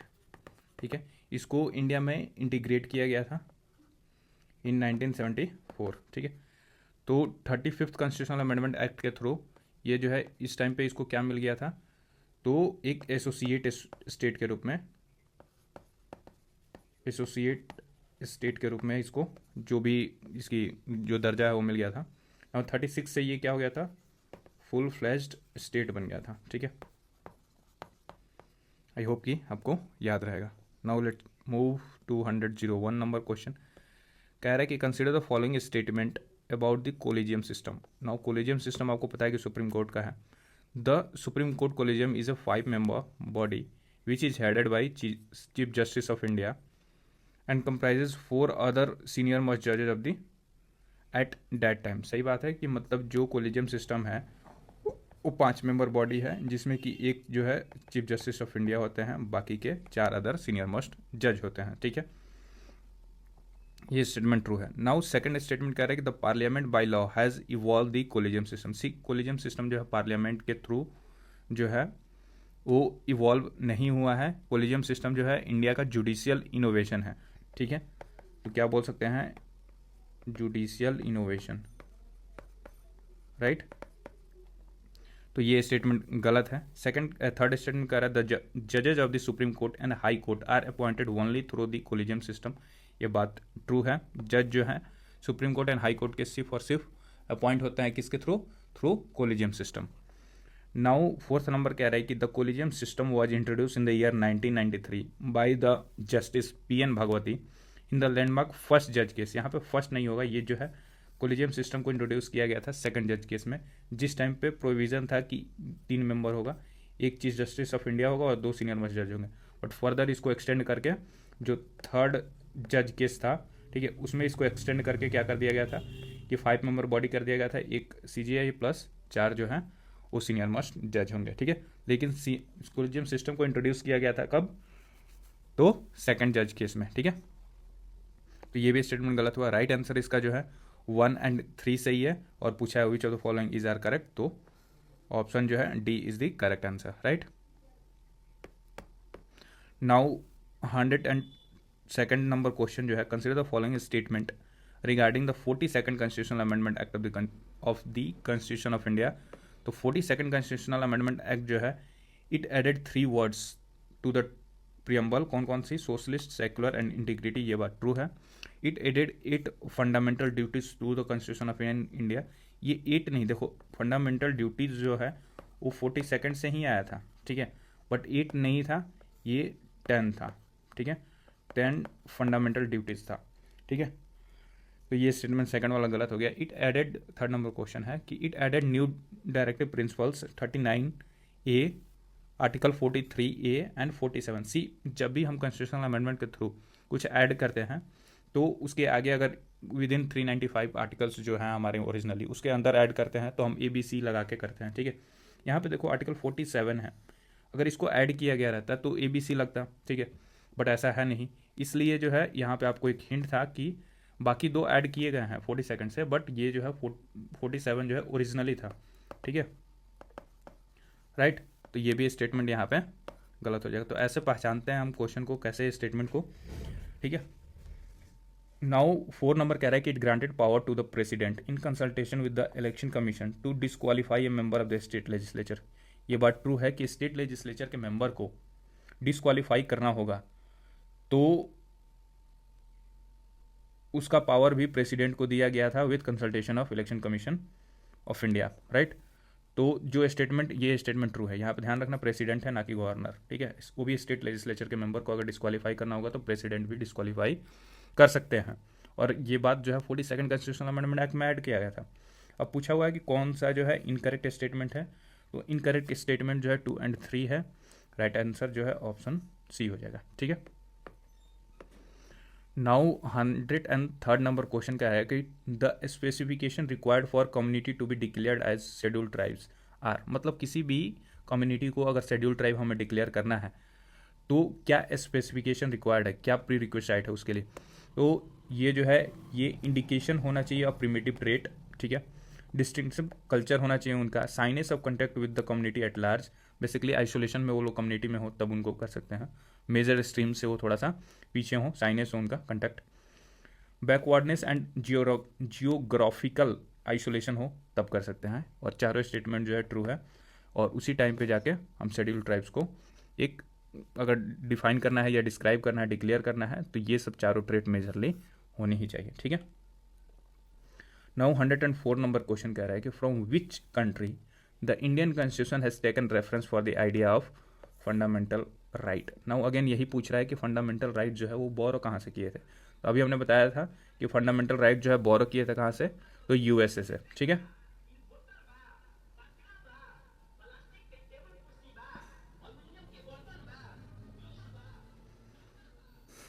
Now question number 105 ये क्या कह रहा है कि द अनटचेबिलिटी इज एबॉलिस्ड या untouchability is abolished bye article of the Indian constitution.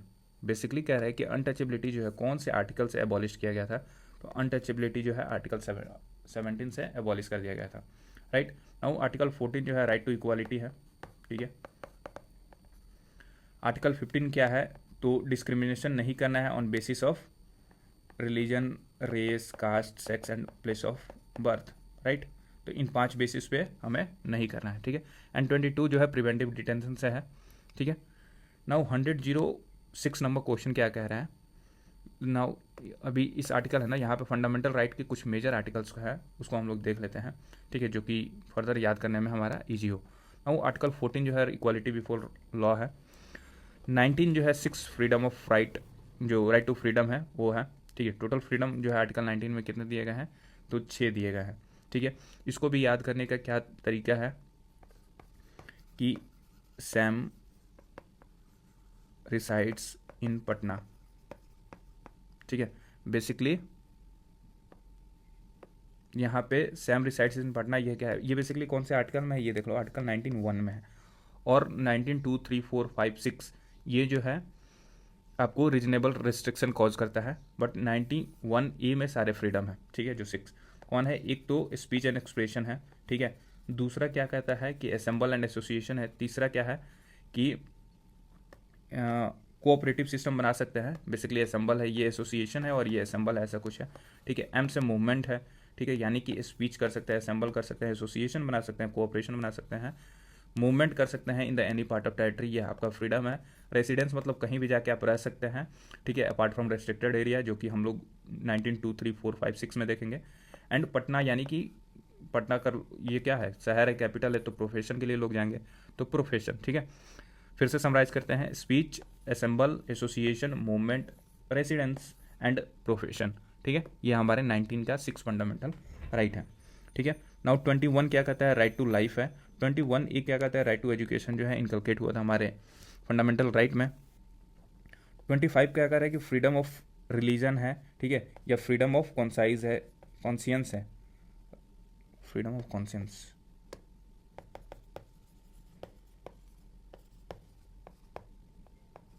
थोड़ा सा कॉन्सियंस का स्पेलिंग देख लेना, ठीक है, बट फ्रीडम ऑफ कॉन्सियंस ये है 25 में।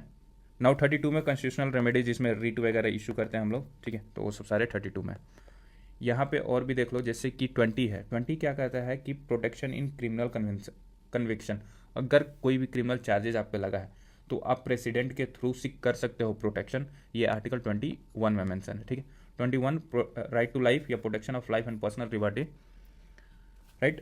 21 ये अभी देखा हमने, राइट टू एजुकेशन, वो भी 6 से 14 ईयर ऑफ एज के स्टूडेंट को, बच्चे को। 22 क्या है, protection against arrest and detention. तो अरेस्ट एंड डिटेंशन किसके थ्रू कर रहे हैं हम प्रोटेक्शन, तो आर्टिकल 22 के थ्रू। नाउ 23 और 24 में मेजर कन्फ्यूजन होता है। तो 23 क्या कहता है कि prohibition of human trafficking and force labour, यानी कि 22 ऐसे बोल सकते हो कि 23 साल के लोगों को फोर्स लेबर कराया जा रहा है ऐसे, या फिर इनका ह्यूमन ट्रैफिकिंग हो रहा है क्योंकि ये एडल्ट है और उनका ह्यूमन ट्रैफिकिंग हो रहा है वैसे, उससे प्रोहिबिट करने के लिए आर्टिकल 23 लगा, मतलब इनकलकेट किया गया। 24 क्या कह रहा है कि प्रोहिबिशन ऑफ चाइल्ड लेबर, जो कि less than 14 years in hazardous work. Remember यहाँ पे क्या कह रहा है कि हजार्डियस वर्क।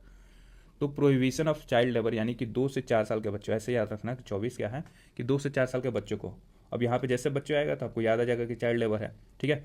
तो ऐसे याद रखना 23 साल के वहाँ पे आदमी को लेबर से बचा रहे हैं, force labour and human trafficking से, और 2 से 4 साल यानी कि 24 साल के बच्चे को चाइल्ड लेबर से प्रोहिबिट कर रहे हैं। ये सब याद करने का तरीका है, राइट। नाउ 25 नंबर है कि फ्रीडम ऑफ रिलीजन है आपको।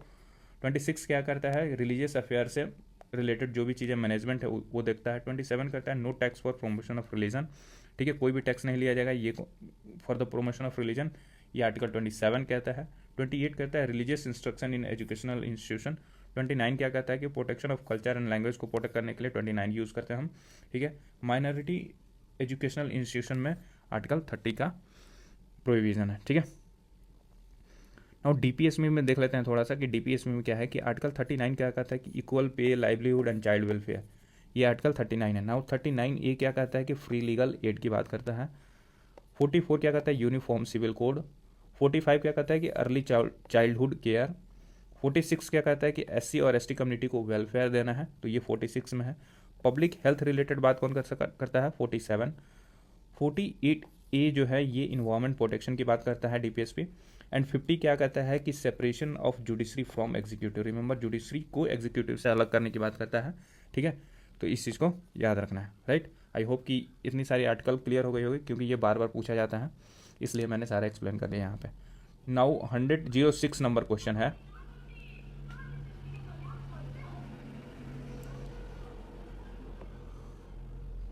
कह रहा है कि the authority to determine the number of जजेज in a high court rest with which of the following entities. जो अथॉरिटी है to determine the number of जजेज इन ए हाई कोर्ट, वो रेस्ट करता है किसके साथ, with which of the following entities. तो authority to determine the number of जजेज ये किसके पास होगा, of a high court. Remember that high court का पूछ रहा है, तो हाई कोर्ट का जब भी नंबर ऑफ जजेज की बात बोलेगा तो ये प्रेसिडेंट के पास होगा। और पार्लियामेंट कब होगा, जब सुप्रीम कोर्ट में नंबर ऑफ जजेज को जब बढ़ाना होगा या फिर वैसे डिटरमाइन करना होगा तो ये जो है पार्लियामेंट करेगा। इसमें नंबर ऑफ जजेज है ना कि कितने जजेज होने चाहिए, जैसे कि अभी सुप्रीम कोर्ट में कितना है, 34 है, यानी कि एक चीफ जस्टिस एंड 33 जो है सीनियर मोस्ट जजेज हैं। नाउ जो हाई कोर्ट वाला प्रोविज़न है ये आर्टिकल 216 के थ्रू आता है कि नंबर ऑफ जजेस कितनी होने चाहिए, ठीक है, ओके। नाउ 107 नंबर क्वेश्चन क्या कह रहा है कि the 5th schedule deals with the governance and protection of interest of which specific group of people. तो जो 5th शेड्यूल है, ऑब्वियसली मैंने बताया था कि शेड्यूल ट्राइब्स, और वो भी कहाँ के, तो असम, मेघालय, मिजोरम, ठीक है, एंड त्रिपुरा, नॉट मणिपुर, ठीक है, यानी कि इस 4 का ही है, ठीक है, कि 5th शेड्यूल जो है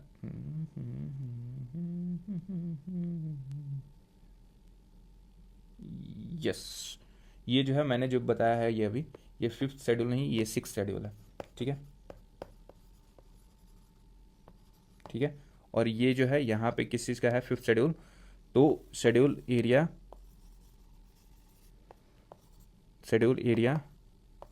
एंड शेड्यूल ट्राइब एक्सेप्ट, ठीक है, AMMT, मतलब जो ये असम, मेघालय, मणिपुर, असम, मेघालय, मिजोरम एंड त्रिपुरा को छोड़ के बाकी जितने भी schedule area and schedule tribe है उन सबका मॉनिटरिंग जो है वो कौन करता है, 5th शेड्यूल के अंदर आता है। बट जो 6th शेड्यूल है वो सिर्फ और सिर्फ किससे एसोसिएटेड है? असम, मेघालय, मिजोरम एंड त्रिपुरा से, ठीक है। Now 108 number, in which case did the supreme court of India give for the first time the doctrine of basic structure of the India? तो है केशवानंद भारती केस, जो कि 1973 में आया था, ठीक है। नाउ 109 नंबर है क्वेश्चन कि पॉलिटिकल पार्टीज और उसी से एसोसिएटेड जो है उसका ईयर ऑफ एस्टेब्लिशमेंट कब है? तो देखो, communist party of India Marxist, ये जो है एस्टेब्लिश हुआ था 1964 में। जो original communist party of India था वो एसोसिएटेड था 1925 में, एस्टेब्लिश हुआ था, आई मीन। और ये कहाँ पे हुआ था? कानपुर, ठीक है। कानपुर को हब ऑफ कम्युनिस्ट बोला जाता है, ऑब्वियसली एम एन रॉय और बाकी सारी चीज़ें। एंड बहुजन समाज पार्टी जो है ये कब बना था? 1984 में। ऑल इंडिया तृणमूल कांग्रेस जो है 1998 में बना था, ठीक है। 1, 3 and 4, 2 is the right answer. Now 110 number question कह रहा है कि which article speaker can allow any member of the house to speak in his her mother tongue? Basically mother tongue में आप बोल सकते हो, ठीक है। इसका प्रोविज़न आर्टिकल में मेंशन है, और इसको कौन कहता है कि बोल सकते हो आप? स्पीकर कहते हैं, अलाउ कर देते हैं। तो ये है आर्टिकल 120 सब क्लॉज 1 में ये बात मेंशन है, राइट। 119 नंबर क्वेश्चन थोड़ा सा बड़ा है, इसको जूम करते हैं। कह रहे कि article which of the following is at the consequence of invoking article 360 declaration of a financial emergency? Basically क्या है कि आर्टिकल 360 किसकी बात करता है? फाइनेंशियल इमरजेंसी की बात करता है, ठीक है।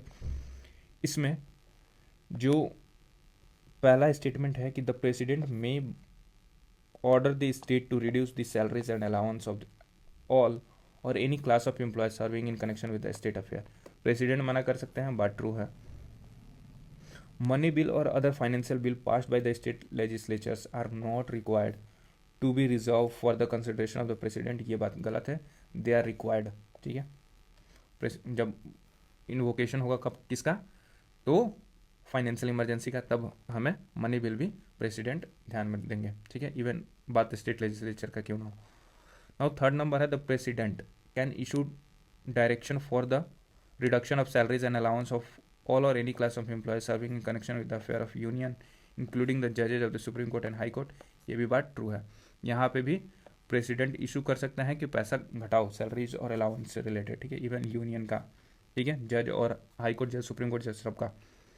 Money bill or other financial bill are to be reserved for the consideration of president after they are pass by the legislature of the state. And 4 correct है। 2 and 4 जो है एक दूसरे के कंट्राडिक्टरी है, तो एक ही स्टेटमेंट ट्रू हो सकता है, राइट। नाउ जो आंसर है इसका 1, 3 and 4 इज द करेक्ट, ठीक है। 2 क्यों गलत है वो हमने एक्सप्लेन कर दिया है। तो 70th बीपीएससी जो 13 दिसंबर को हुआ था उसके क्वेश्चंस को हम लोग डिस्कशन अपना स्टार्ट करते हैं, ठीक है।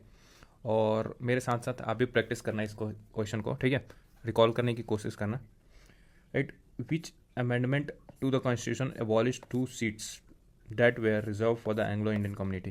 बेसिकली कह रहा है कि कौन सा अमेंडमेंट जो है उसने एबॉलिश कर दिया था 2 सीट्स को जो कि रिजर्व था फॉर एंग्लो इंडियन कम्युनिटी। तो it was nothing but 104th amendment act जो है वो एबॉलिश कर दिया था एंग्लो इंडियन कम्युनिटी के जितने भी दो सीट थे, ठीक है, वो रिजर्व था, उसको एबॉलिश कर दिया। नाउ 108 अभी तक आया नहीं है। 100th कॉन्स्टिट्यूशनल अमेंडमेंट एक्ट जो है लैंड ट्रांसफर जो हुआ था विथ बांग्लादेश, ट्रांसफर एग्रीमेंट, ठीक है, विथ बांग्लादेश, ठीक है। तो लैंड बाउंड्री ट्रांसफर वाला जो एग्रीमेंट था वो 100th कॉन्स्टिट्यूशनल अमेंडमेंट एक्ट है। नाउ 102 जो है वो किससे है वो कमेंट में आप करो, ठीक है। थोड़ी देर बाद मैं इसको एक्सप्लेन करूँगा, ठीक है। अगर तब तक आप कर सकते हो तो करना, ठीक है, क्योंकि आपको याद होना चाहिए ये सब चीज़ें।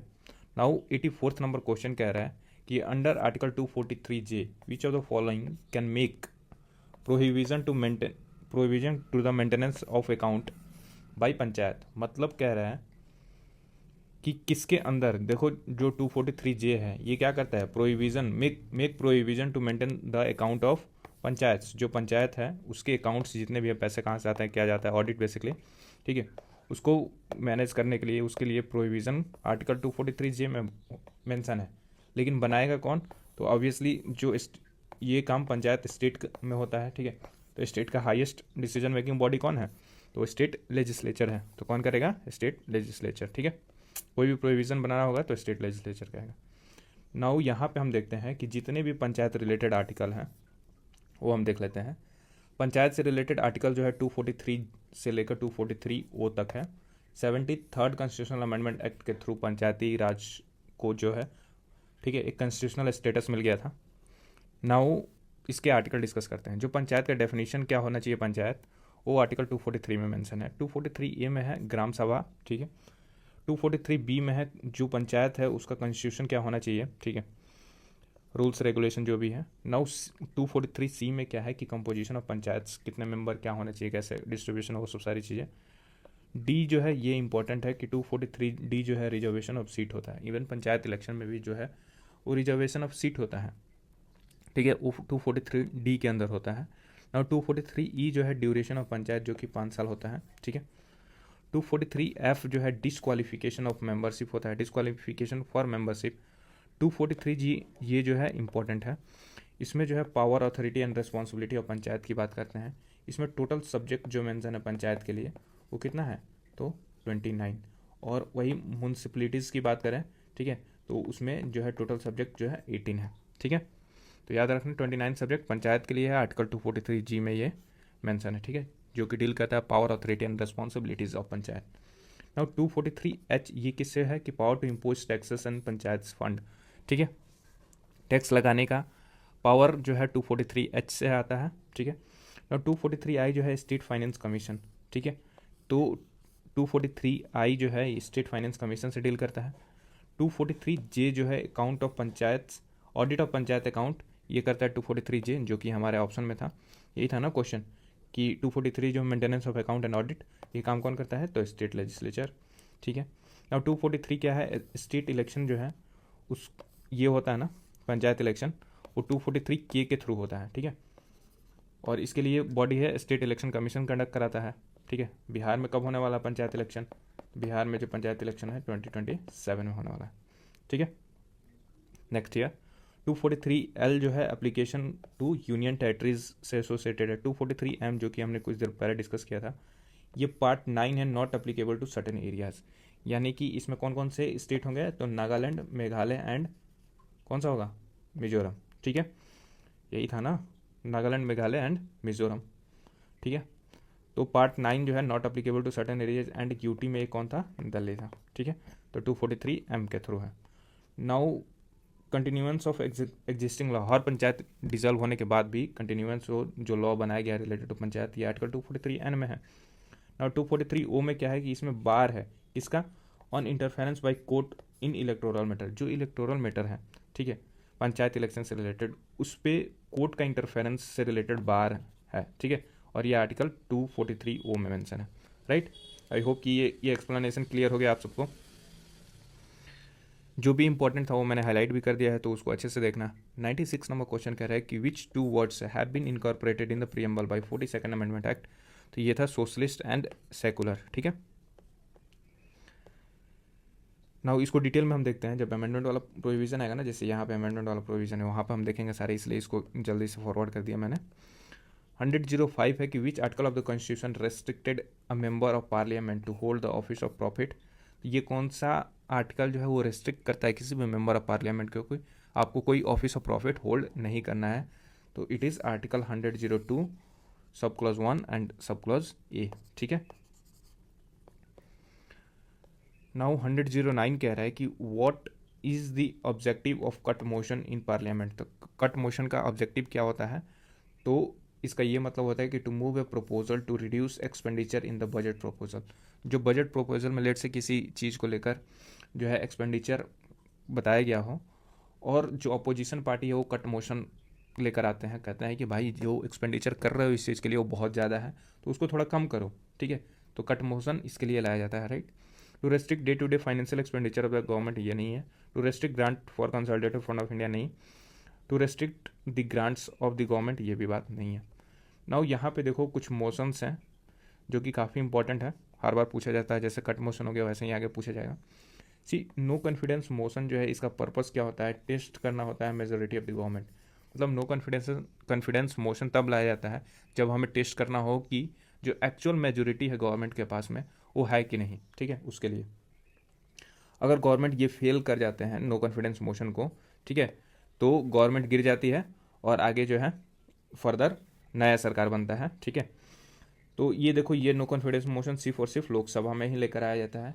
कि फैक्ट क्या है इससे रिगार्डिंग, कि इसमें सपोर्ट चाहिए 50 मेंबर का, मतलब प्री साइन चाहिए, 50 लोग अगर साइन कर देते हैं तब जाके नो कॉन्फिडेंस मोशन को लाया जाता है, स्टार्टिंग है। अगर पास है तो काउंसिल ऑफ मिनिस्टर यहाँ पे रिजाइन कर देते हैं। और सी सेकंड क्या है कि कॉन्फिडेंस मोशन है, जिसमें ट्रस्ट वोट कहा जाता है। इससे अब इसके रिप्लाई में नो कॉन्फिडेंस मोशन में गवर्नमेंट क्या करती है उस टाइम पे, तो कॉन्फिडेंस मोशन दिखाती है या ट्रस्ट वोट दिखाती है, जिससे कि मेजोरिटी प्रूफ हो जाता है, ठीक है। और ये कहाँ पे होता है, तो लोकसभा में होता है। और ये सिर्फ और सिर्फ जो है moved by government itself. Confidence motion कौन लेकर आता है, सिर्फ और सिर्फ गवर्नमेंट लेकर आता है, ठीक है।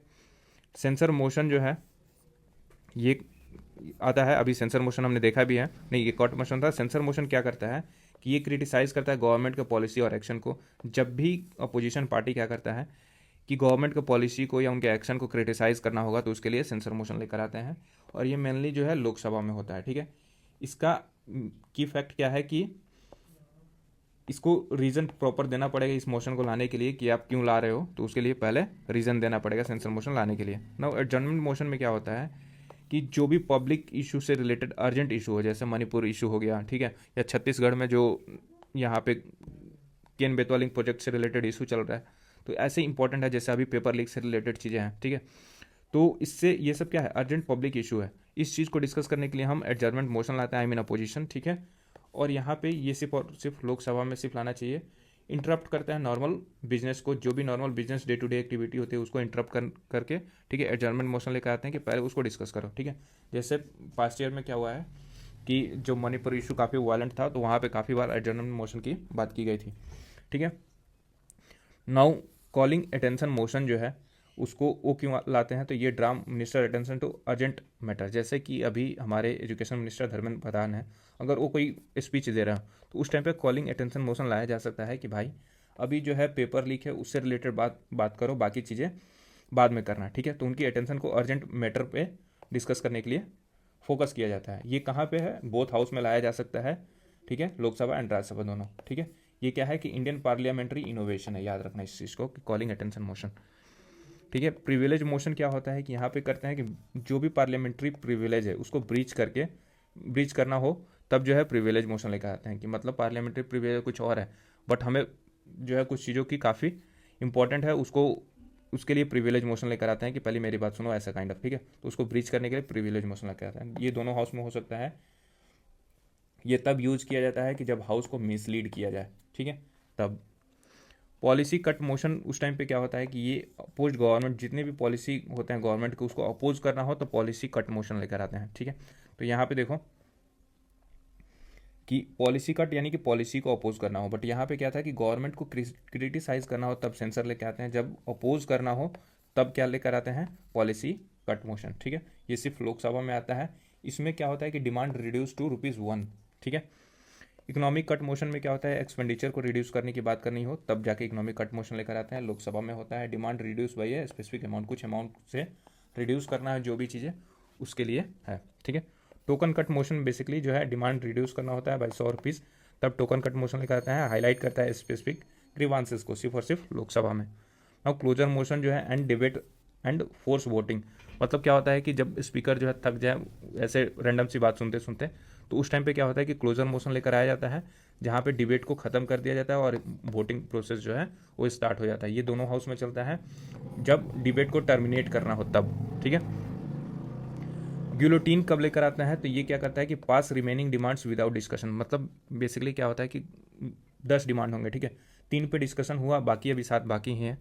तो जब लग जाता है कि चीज़ें जो है पॉजिटिव है बेसिकली बजट के टाइम पे, तो उस टाइम पे गिलोटीन मोशन लेकर आते हैं, ये गिलोटीन लेके आते हैं, जहाँ पे बाकी प्रोहिबिजन जो है बिना डिस्कशन का ही पास कर दिया जाता है। ये लोकसभा में होता है। अब पॉइंट ऑफ ऑर्डर क्या होता है कि ये क्या होता है कि ये रेज करता है serious violation of house rule. जब भी कोई एमपी जो है वायलेशन करता है जो भी हाउस है उसका, ठीक है, ये दोनों हाउस में होता है बेसिकली लोकसभा एंड राज्यसभा, वहाँ पे जब भी वायलेशन होता है उससे रिलेटेड क्वेश्चन रेज करने के लिए पॉइंट ऑफ ऑर्डर इशू किया जाता है, ठीक है। और ये कौन डिसाइड करता है? स्पीकर एंड चेयरमैन, ठीक है। नाउ शॉर्ट ड्यूरेशन डिस्कशन कब होता है? कि जब डिस्कस करना हो अर्जेंट पब्लिक मैटर पे, ये दोनों हाउस में होता है, इसमें कोई वोटिंग की जरूरत नहीं होती है, और ये डिस्कशन अबाउट 2 आवर्स के अराउंड होता है, ठीक है। अब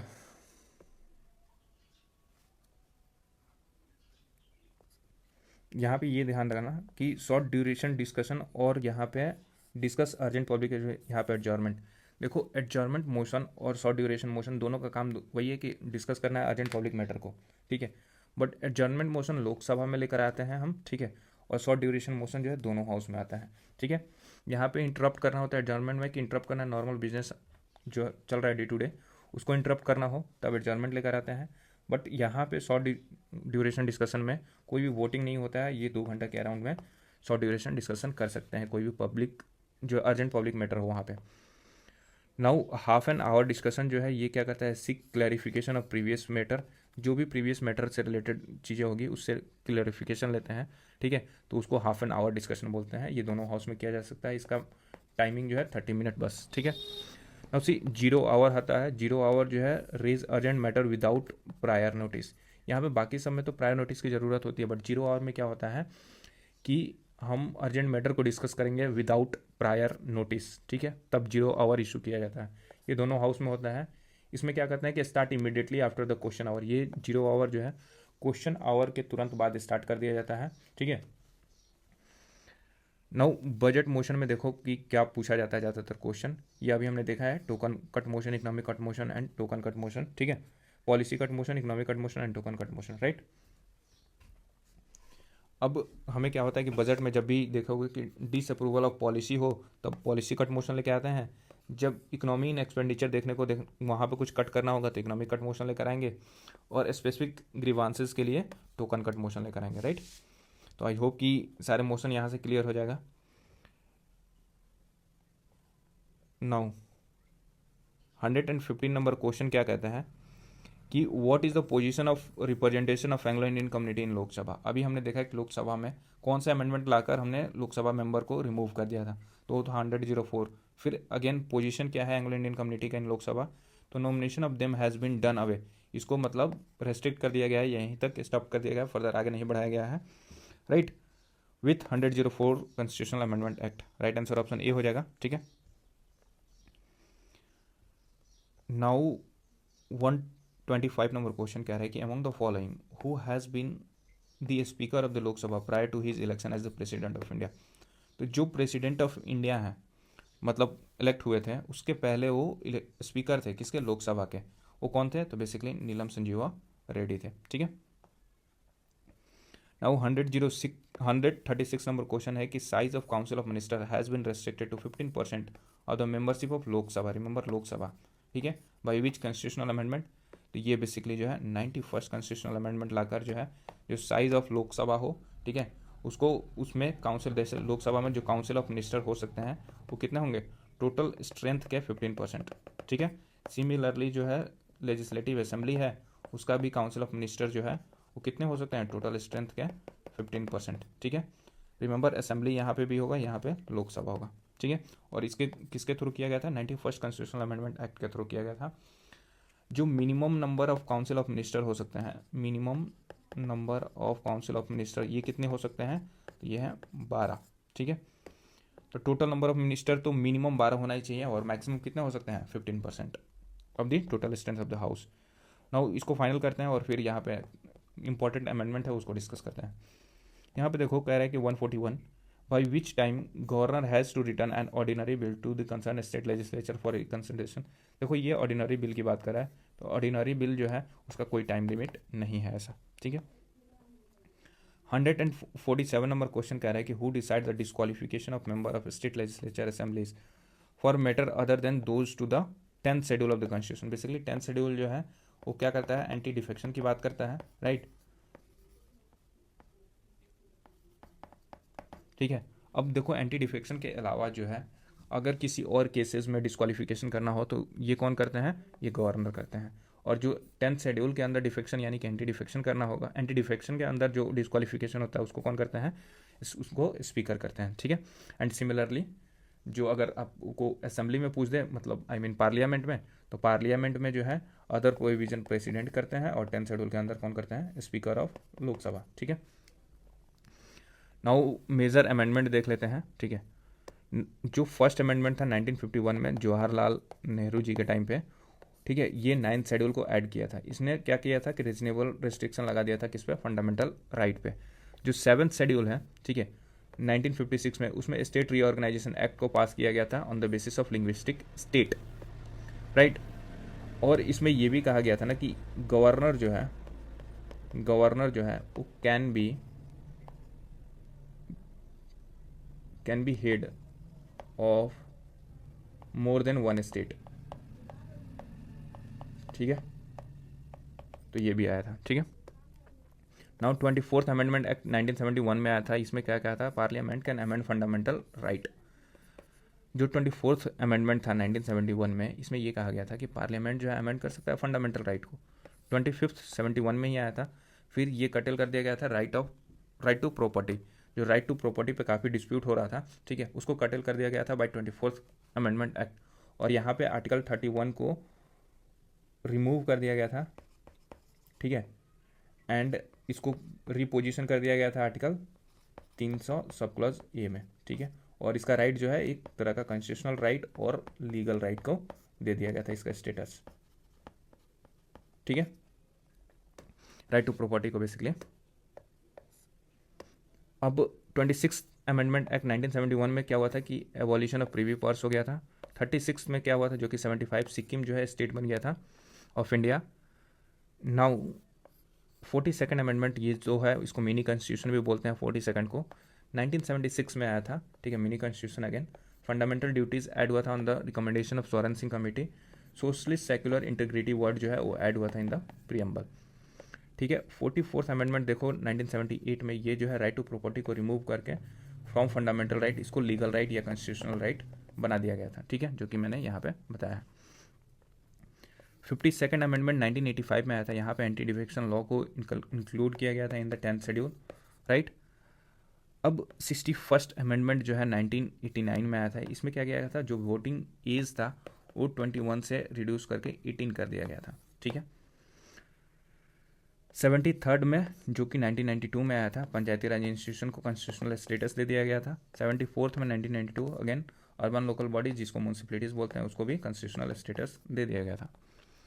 नाउ 86 कॉन्स्टिट्यूशनल अमेंडमेंट एक्ट जो 2002 में आया था, उसको राइट टू एजुकेशन जो है, उसके थ्रू राइट टू एजुकेशन को फंडामेंटल राइट बनाया गया था, जो कि आर्टिकल 21A में है। नाउ 101 कॉन्स्टिट्यूशनल अमेंडमेंट एक्ट जो है 2016 में आया था और इससे जीएसटी इंट्रोड्यूस हुआ था। जीएसटी का आर्टिकल जो है वो कितना है, 279A, ठीक है। नाउ 103rd अमेंडमेंट जो है 2019 में आया था। 10% रिजर्वेशन आया था, किसका, EWS को 10% रिजर्वेशन दे दिया गया था, राइट। 104th देखा ही 2020 में आया था। इसको एंग्लो इंडियन कम्युनिटी है उसको एंड कर दिया गया था इन द लोकसभा एंड असेंबलीज, ठीक है, 104 से। नाउ 105th अमेंडमेंट जो है 2021 में आया था। State regained power to identify state जो ओबीसी कम्युनिटी है और उनको चाहे इकोनॉमिकली बैकवर्ड कम्युनिटी है उनको, ठीक है, उनको फिर से मतलब स्टेट को पावर दे दिया गया था तो आइडेंटिफाई करें ओबीसी कम्युनिटी के लिस्ट को और इकोनॉमिकली बैकवर्ड जो कम्युनिटी है उनके लिस्ट को आइडेंटिफाई करके रखें, ठीक है। तो ये 105th से। 106 में क्या हुआ था कि वीमेन रिजर्वेशन बिल जो है 2023 में पास हुआ था, जो कि फर्दर डिलिमिटेशन के बाद से इम्प्लीमेंट हो जाएगा, जिसमें कि 30% रिजर्वेशन इन दी लोकसभा जो है और basically parliament and state legislative assembly वो पास हो जाएगा, ठीक है। तो आई होप कि इतने सारे इन्फॉर्मेशन एक जगह पे मिलना, ठीक है, और ऊपर से कि इतने हॉलिस्टिकली वे में कवर कर देना is A next level thing, ठीक है। आई होप कि you will appreciate the work here. Next हम 70 बीपीएससी का जो 4 जनवरी का क्वेश्चन है उसको फटाफट कर लेते हैं, राइट। आई नो कि वीडियो लॉन्ग हो गया है बट इतने एक्सप्लेनेशन वन टाइम रिवीजन आप कर लोगे 2 घंटे के वीडियो में आप पूरा पॉलिटी रिवाइज कर ले रहे हो, जो कि बीपीएससी पर्सपेक्टिव से एनफ है, राइट। तो जो 70 बीपीएससी का 4 जनवरी का पेपर हुआ था उसको हम फटाफट डिस्कस करते हैं, ठीक है। कह रहे हैं कि which are the following are the matters on which a constitutional amendment is possible only with the ratification of the legislature of not less than one half of the state. Basically कह रहे हैं कि हमें amendment तो करना है but state का भी रेटिफिकेशन चाहिए, majorly one half of the state. ठीक है, तो कौन कौन से प्रोविजन करते हैं जब भी हम कोई इलेक्शन टू प्रेसिडेंट है। ठीक है, आपको पता है कि इलेक्शन टू प्रेसिडेंट में कौन कौन से लोग होते हैं। तो एक तो member of elected member of Lok Sabha, ठीक है, फिर इलेक्टेड मेंबर ऑफ राज्यसभा और elected member of state legislative assembly. ठीक है, तो ये 3 लोग होते हैं इलेक्शन टू द प्रेसिडेंट में। अब इसमें जो है इसका प्रोविज़न यहाँ पे अगर आपको चेंज करना होगा, जो भी इलेक्शन का प्रोविज़न है प्रेसिडेंट का, तो उसमें आपको जो है 1/3 स्टेट का भी रेटिफिकेशन चाहिए। ठीक है, तो ये होगा। सेकंड है कि representation of state in parliament, ये भी इससे भी रिलेटेड अमेंडमेंट करना होगा, तो भी आपको 1/2 ऑफ द स्टेट का अप्रूवल चाहिए। Now any of the list in the 7th schedule, जो भी 7th शेड्यूल में है जैसे यूनियन, कंकरेंट और स्टेट लिस्ट, उससे रिलेटेड चीज़ें भी अगर कुछ भी करना होगा तो वहाँ पे भी चाहिए। Abolition of the legislative council of the state, इसके लिए नहीं चाहिए। ठीक है, तो 1 2 3। नाउ अब बताना है कि लेजिस्लेटिव काउंसिल जो है कितने स्टेट में है, तो ये है 6 स्टेट में। ठीक है, कौन कौन से, तो इसको याद कर सकते हो।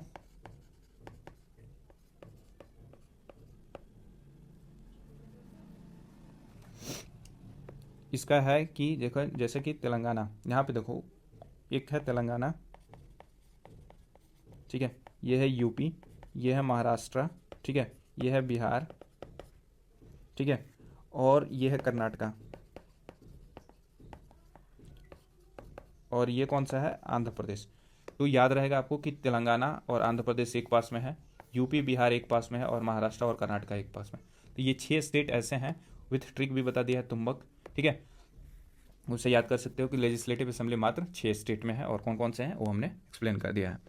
ठीक है, नाउ 14th नंबर क्वेश्चन कह रहा है कि the speaker of the Lok Sabha enjoys, ठीक है, the right to vote only in the case of A tie.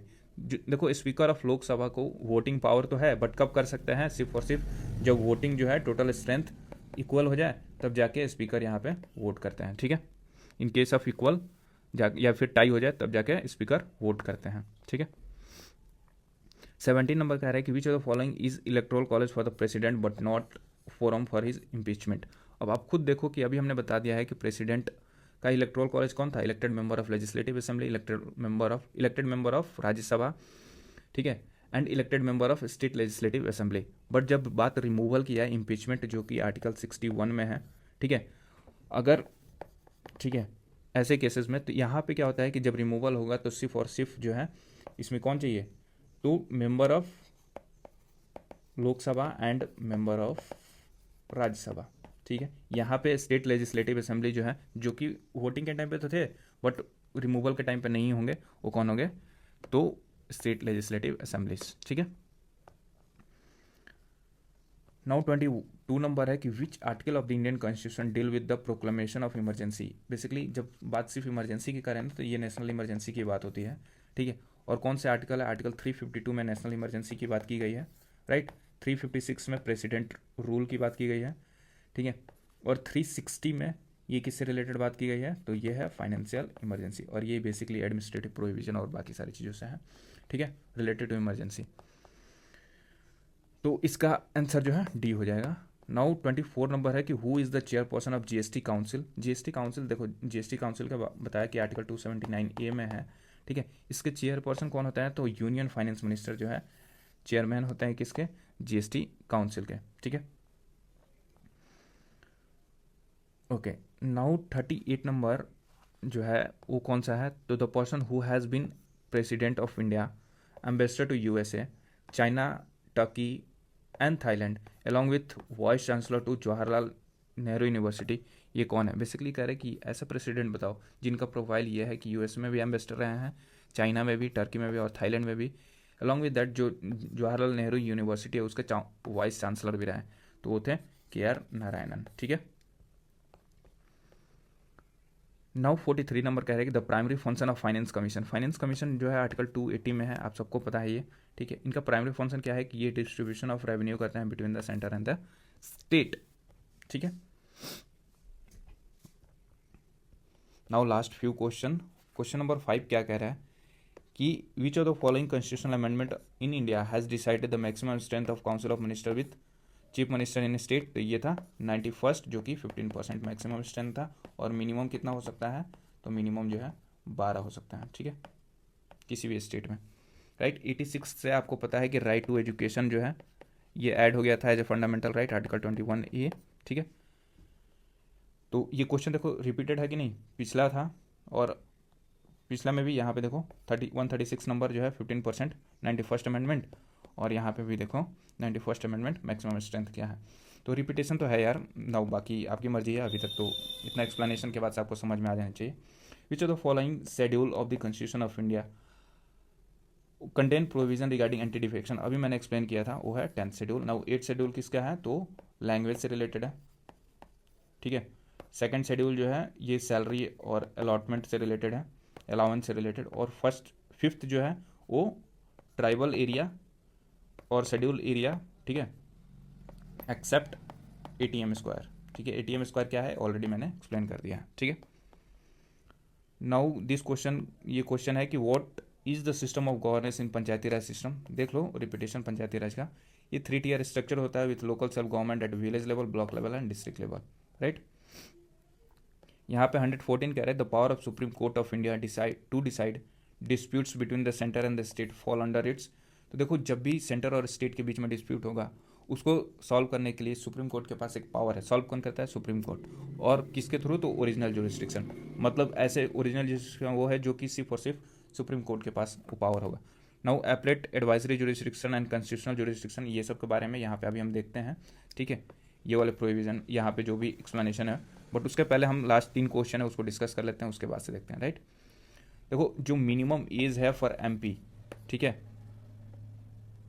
In the lower house और the upper house and president जो है वो कितना है, इज, मतलब बेसिकली जो है MP of the lower house उसका मिनिमम एज क्या है, MP of the upper house उसका क्या है, एंड प्रेसिडेंट का क्या है, ठीक है, मिनिमम एज। तो अभी हमने कुछ देर पहले डिस्कस किया था इस चीज़ को ऑलरेडी, कितना है, तो जो लोकसभा है उसके 25 है, जो राज्यसभा है उसके 30 है, और जो प्रेसिडेंट है उसके 35 है, right. Now under which article of the Indian constitution the annual financial statement, जो कि बजट बोलते हैं, is necessary to be laid before the parliament, तो ये आर्टिकल 112 के थ्रू हम लेकर आते हैं। तो आर्टिकल 112 जो एनुअल फाइनेंशियल स्टेटमेंट को ले डाउन करता है, सी जो बजट है, बजट एज टर्म, ठीक है, ये मेंशन नहीं है, नॉट मेंशन इन कॉन्स्टिट्यूशन, ठीक है। नाउ लास्ट क्वेश्चन है कि the parliament can make any law for the whole or any part of the India for implementing international treaties, इसके लिए जब भी इंटरनेशनल ट्रीटी से रिलेटेड हमें लॉ बनाना होगा तो हमें किसी भी स्टेट का कंसेंट की जरूरत नहीं है, ठीक है, तो without the consent of any state, okay. Now अब हम जुरिस्डिक्शन को फटाफट कंप्लीट करते हैं एंड देन फिनिश करते हैं अपने लेक्चर्स को, ठीक है। तो जुरिस्डिक्शन देखेंगे, उसके आर्टिकल देखेंगे और उसका मीनिंग क्या है, वो क्विक रिवीजन टेबल है हमारे पास, ठीक है, जुरिस्डिक्शन से रिलेटेड। देखो ओरिजिनल जुरिस्डिक्शन आर्टिकल 131 में है, ठीक है, ये क्या सॉल्व करता है, dispute between centre and state, और स्टेट के बीच में जो भी डिस्प्यूट होगा वो ओरिजिनल जुरिस्डिक्शन के अंदर फॉल करेगा, और ये आर्टिकल 131 के तहत इसको हम करेंगे, ठीक है। नाउ रिट जुरिस्डिक्शन जो है आर्टिकल 32 में हम देखें ही है, इन्फोर्समेंट ऑफ फंडामेंटल राइट को जब इन्फोर्स करना होगा तो रिट जुरिस्डिक्शन के थ्रू इशू करेंगे, जो कि 32 में मेंशन है। नाउ एपलेट जुरिस्डिक्शन जो है आर्टिकल 132 से लेकर 136 तक है, ठीक है, और ये भी सुप्रीम कोर्ट में ही है, तो ध्यान रखना है कि एपलेट जुरिस्डिक्शन भी सुप्रीम कोर्ट का ही पावर है, जो कि 132 136 है। इसमें क्या होता है कि appeal from the high court, जब भी कोई केस को हाई कोर्ट से सुप्रीम कोर्ट लेकर आना होगा तब एपलेट जुरिस्डिक्शन को इशू करेंगे, ठीक है, और वहाँ से केस ट्रांसफर हो जाएगा। नाउ एडवाइजरी जुरिस्डिक्शन जो है ये प्रेसिडेंट सिक करते हैं, president six opinion of supreme court, वो जो है कैसे सिक करेंगे, आर्टिकल 143 को इन्वोक करेंगे थ्रू एडवाइजरी जुरिस्डिक्शन, यहाँ पे आपको सुप्रीम कोर्ट को एडवाइस देना होगा। अब यहाँ पे नोट करने वाली बात है कि अगर जो एडवाइस है, ठीक है, प्रेसिडेंट को बोल दे कि एडवाइस नो, मुझे एडवाइस नहीं देना है या फिर वैसे, तो ये भी एक एडवाइस के रूप में कंसिडर किया जाएगा, तो रिमेंबर दिस, ठीक है। और 137 आर्टिकल जो है रिव्यू जुरिस्डिक्शन की बात करता है, बेसिकली जो है supreme court can review its own judgment, ये काफ़ी इंपॉर्टेंट है कि सुप्रीम कोर्ट जो है अपने जजमेंट को रिव्यू कर सकता है थ्रू विच आर्टिकल, तो ये है आर्टिकल 137, ठीक है। नाउ कहा जाता है कि सुप्रीम कोर्ट जो है एक कोर्ट ऑफ रिकॉर्ड है, तो कोर्ट ऑफ रिकॉर्ड किसके थ्रू कहा जाता है? आर्टिकल 129 के थ्रू, ठीक है। ये खुद को कंटेम्प्ट पनिश कर सकता है for its on contempt of court, ठीक है। मतलब अपने जो भी जुरिस्डिक्शन है पहले दिया होगा उसको चेंज कर सकता है अंडर जो है आर्टिकल 129, ठीक है। कंटेम्प्ट ऑफ कोर्ट वाली प्रोविजन बेसिकली आर्टिकल 129 में है, इतना याद रखो, या कोर्ट ऑफ रिकॉर्ड वाली 129 में है, ठीक है। अब आते हैं हाई कोर्ट पे। हाई कोर्ट का जुरिस्डिक्शन जो है इसके पास ओरिजिनल जुरिस्डिक्शन नहीं है, ठीक है। बट अगर वैसे बात कर दो तो सर्टेन सिविल केसेस में, क्रिमिनल और रेवेन्यू मैटर में है, वैसा कोई प्रोविजन ओरिजिनल जुरिस्डिक्शन का नहीं है हाई कोर्ट के पास में, ठीक है। नाउ रिट जुरिस्डिक्शन देखोगे तो रिट जुरिस्डिक्शन है तो सही, मतलब हाई कोर्ट के पास, बट ये है आर्टिकल 226 के थ्रू, ठीक है। इसमें भी फंडामेंटल राइट को इन्फोर्स किया जाता है एंड अदर लीगल राइट। अगर आपको ये पूछा जाए कि रिट जुरिस्डिक्शन जो है वो किसका वाइड है, ठीक है, तो हाई कोर्ट का जो है वो ज़्यादा है देन सुप्रीम कोर्ट, ये बात याद रखना है, क्योंकि यहाँ पे फंडामेंटल राइट तो है ही, साथ में साथ अदर लीगल राइट भी है। जैसे लैंड डिस्प्यूट आ गया तो ये भी रिट जुरिस्डिक्शन अंदर आएगा हाई कोर्ट, बट लैंड जो डिस्प्यूट है वो सुप्रीम कोर्ट के अंदर नहीं आएगा, तो ये सिर्फ और सिर्फ फंडामेंटल राइट को इन्फोर्स करेगा, ठीक है। उसके रिगार्डिंग फंडामेंटल राइट के रिगार्डिंग जो भी अपना प्रोविजन देगा सुप्रीम कोर्ट, इसलिए रिट जुरिस्डिक्शन जो है हाई कोर्ट का वाइडर है देन सुप्रीम कोर्ट।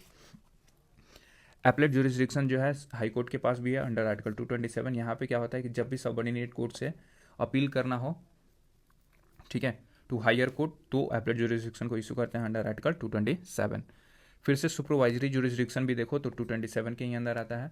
यहाँ पे सबऑर्डिनेट कोर्ट के ओवर जो है सुपरिटेंडेंस लेकर आए, मतलब बेसिकली हाई कोर्ट अपना केस अपने पास बुला ले, ठीक है, अपने अथॉरिटी दिखाए, तो सुपरवाइजरी जुरिस्डिक्शन भी 227 के अंदर आता है। नाउ हाई कोर्ट भी कोर्ट ऑफ रिकॉर्ड है और ये आर्टिकल 215।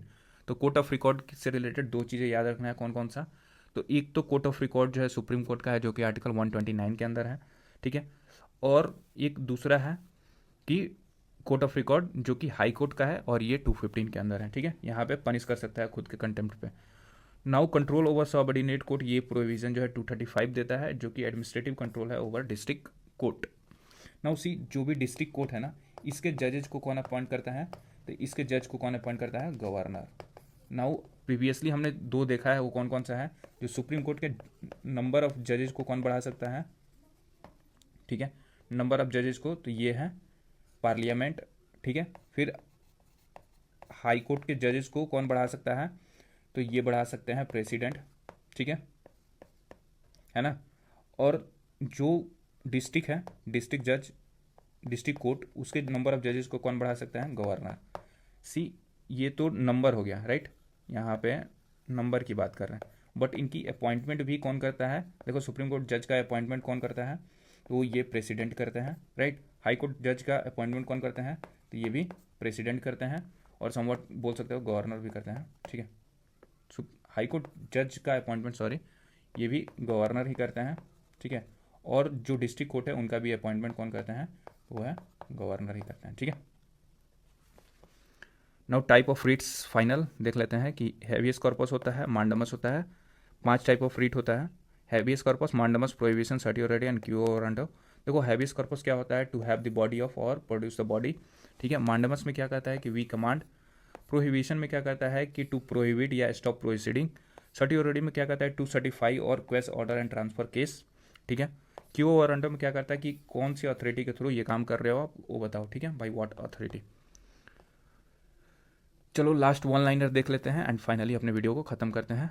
कुछ आर्टिकल जैसे आर्टिकल 107, ये क्या कहते हैं कि ordinary bill can start in either house. कोई भी ऑर्डिनरी बिल है तो किसी भी हाउस में स्टार्ट हो सकता है, चाहे लोकसभा हो चाहे राज्यसभा हो। ये आर्टिकल 107 के थ्रू इसका प्रोविज़न है। नाउ ज्वाइंट सीटिंग का प्रोविज़न जो है ये कौन करते हैं? कॉल अप कौन करते हैं? प्रेसिडेंट करते हैं 108 के थ्रू, ठीक है। बट ज्वाइंट सीटिंग को प्रिसाइड कौन करता है?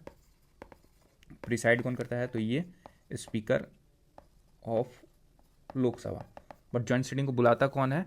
तो प्रेसिडेंट बुलाते हैं। अभी तक कितनी बार ज्वाइंट सीटिंग आया हुआ है? तो 3 बार, ठीक है। नाउ मनी बिल जो है इंट्रोड्यूस हो सकता है सिर्फ और सिर्फ लोकसभा में, ये बात आर्टिकल 109 के थ्रू है। मतलब 109 क्या कहता है कि जो भी इसका प्रोहिबिशन बोल सकते हो या प्रोसीजर ऑफ मनी बिल जो है ये मेंशन है आर्टिकल 109 में। बट कौन सा बिल जो है मनी बिल हो सकता है, इस चीज़ को डिसाइड करते हैं स्पीकर ऑफ लोकसभा, और ये जो है मेंशन है 100(10) में। वैसे डायरेक्ट पूछ दे कि मनी बिल कौन से आर्टिकल में है तो आप मेंशन करना इसका 110, बट जो प्रोसीजर ऑफ मनी बिल है वो 109 में है। नाउ 111 क्या कहता है, president can return ordinary bill once. जो प्रेसिडेंट रिटर्न करते हैं बिल को, ठीक है, स्पेशली ऑर्डिनरी बिल को, तो वो प्रोविज़न कौन से आर्टिकल में मेंशन है, तो वो मेंशन है आर्टिकल 111 में। बजट वाली प्रोविज़न जो एनुअल फाइनेंशियल स्टेटमेंट 112 में है। अप्रोप्रिएशन बिल को ऑथराइज करता है एक्सपेंडिचर, ठीक है, अप्रोप्रिएशन बिल से जो भी एक्सपेंडिचर है वो ऑथराइज हो जाता है, वो आर्टिकल 114 में है। तो अप्रोप्रिएशन बिल बोले तो 114 हो जाएगा। ना वोट ऑन अकाउंट बोले फॉर टेम्प्रेरी एक्सपेंडिचर। देखो जब भी हमें इमरजेंसी के केस में टेम्प्रेरी एक्सपेंडिचर की ज़रूरत पड़ेगी तो हम वोट एंड अकाउंट से इशू कर सकते हैं, और ये मेंशन है आर्टिकल 116 में। नाउ 120 क्या कहता है कि पार्लियामेंट वर्क कर सकता है हिंदी और इंग्लिश लैंग्वेज में, ये आर्टिकल 120 में है, ठीक है। तो इतने सारी इन्फॉर्मेशन आपको एक वीडियो में कहीं नहीं मिलेगा। आई होप कि आपने सेशन को एंजॉय किया होगा। Thank you so much for paying your attention till here, ठीक है। And do let me know in the comment section कि आपका ये वीडियो कैसा लगा, ठीक है, और आप रिकमेंड करोगे कि नहीं अपने फ्रेंड को, ठीक है। तो कमेंट करोगे तो मुझे लगेगा कि आपने वीडियो को यहाँ तक देखा है। एंड सेकंड कि जो भी आप कर रहे हो तो कमेंट करोगे तो उससे क्या होगा कि ज़्यादा लोगों को रेफरेंस जाएगा, तो बहुत सारे लोगों को हेल्प मिल सकता है, ठीक है, डिस्ट्रैक्शन से लोग बचेंगे। ओके, तो आज के लिए इतना ही।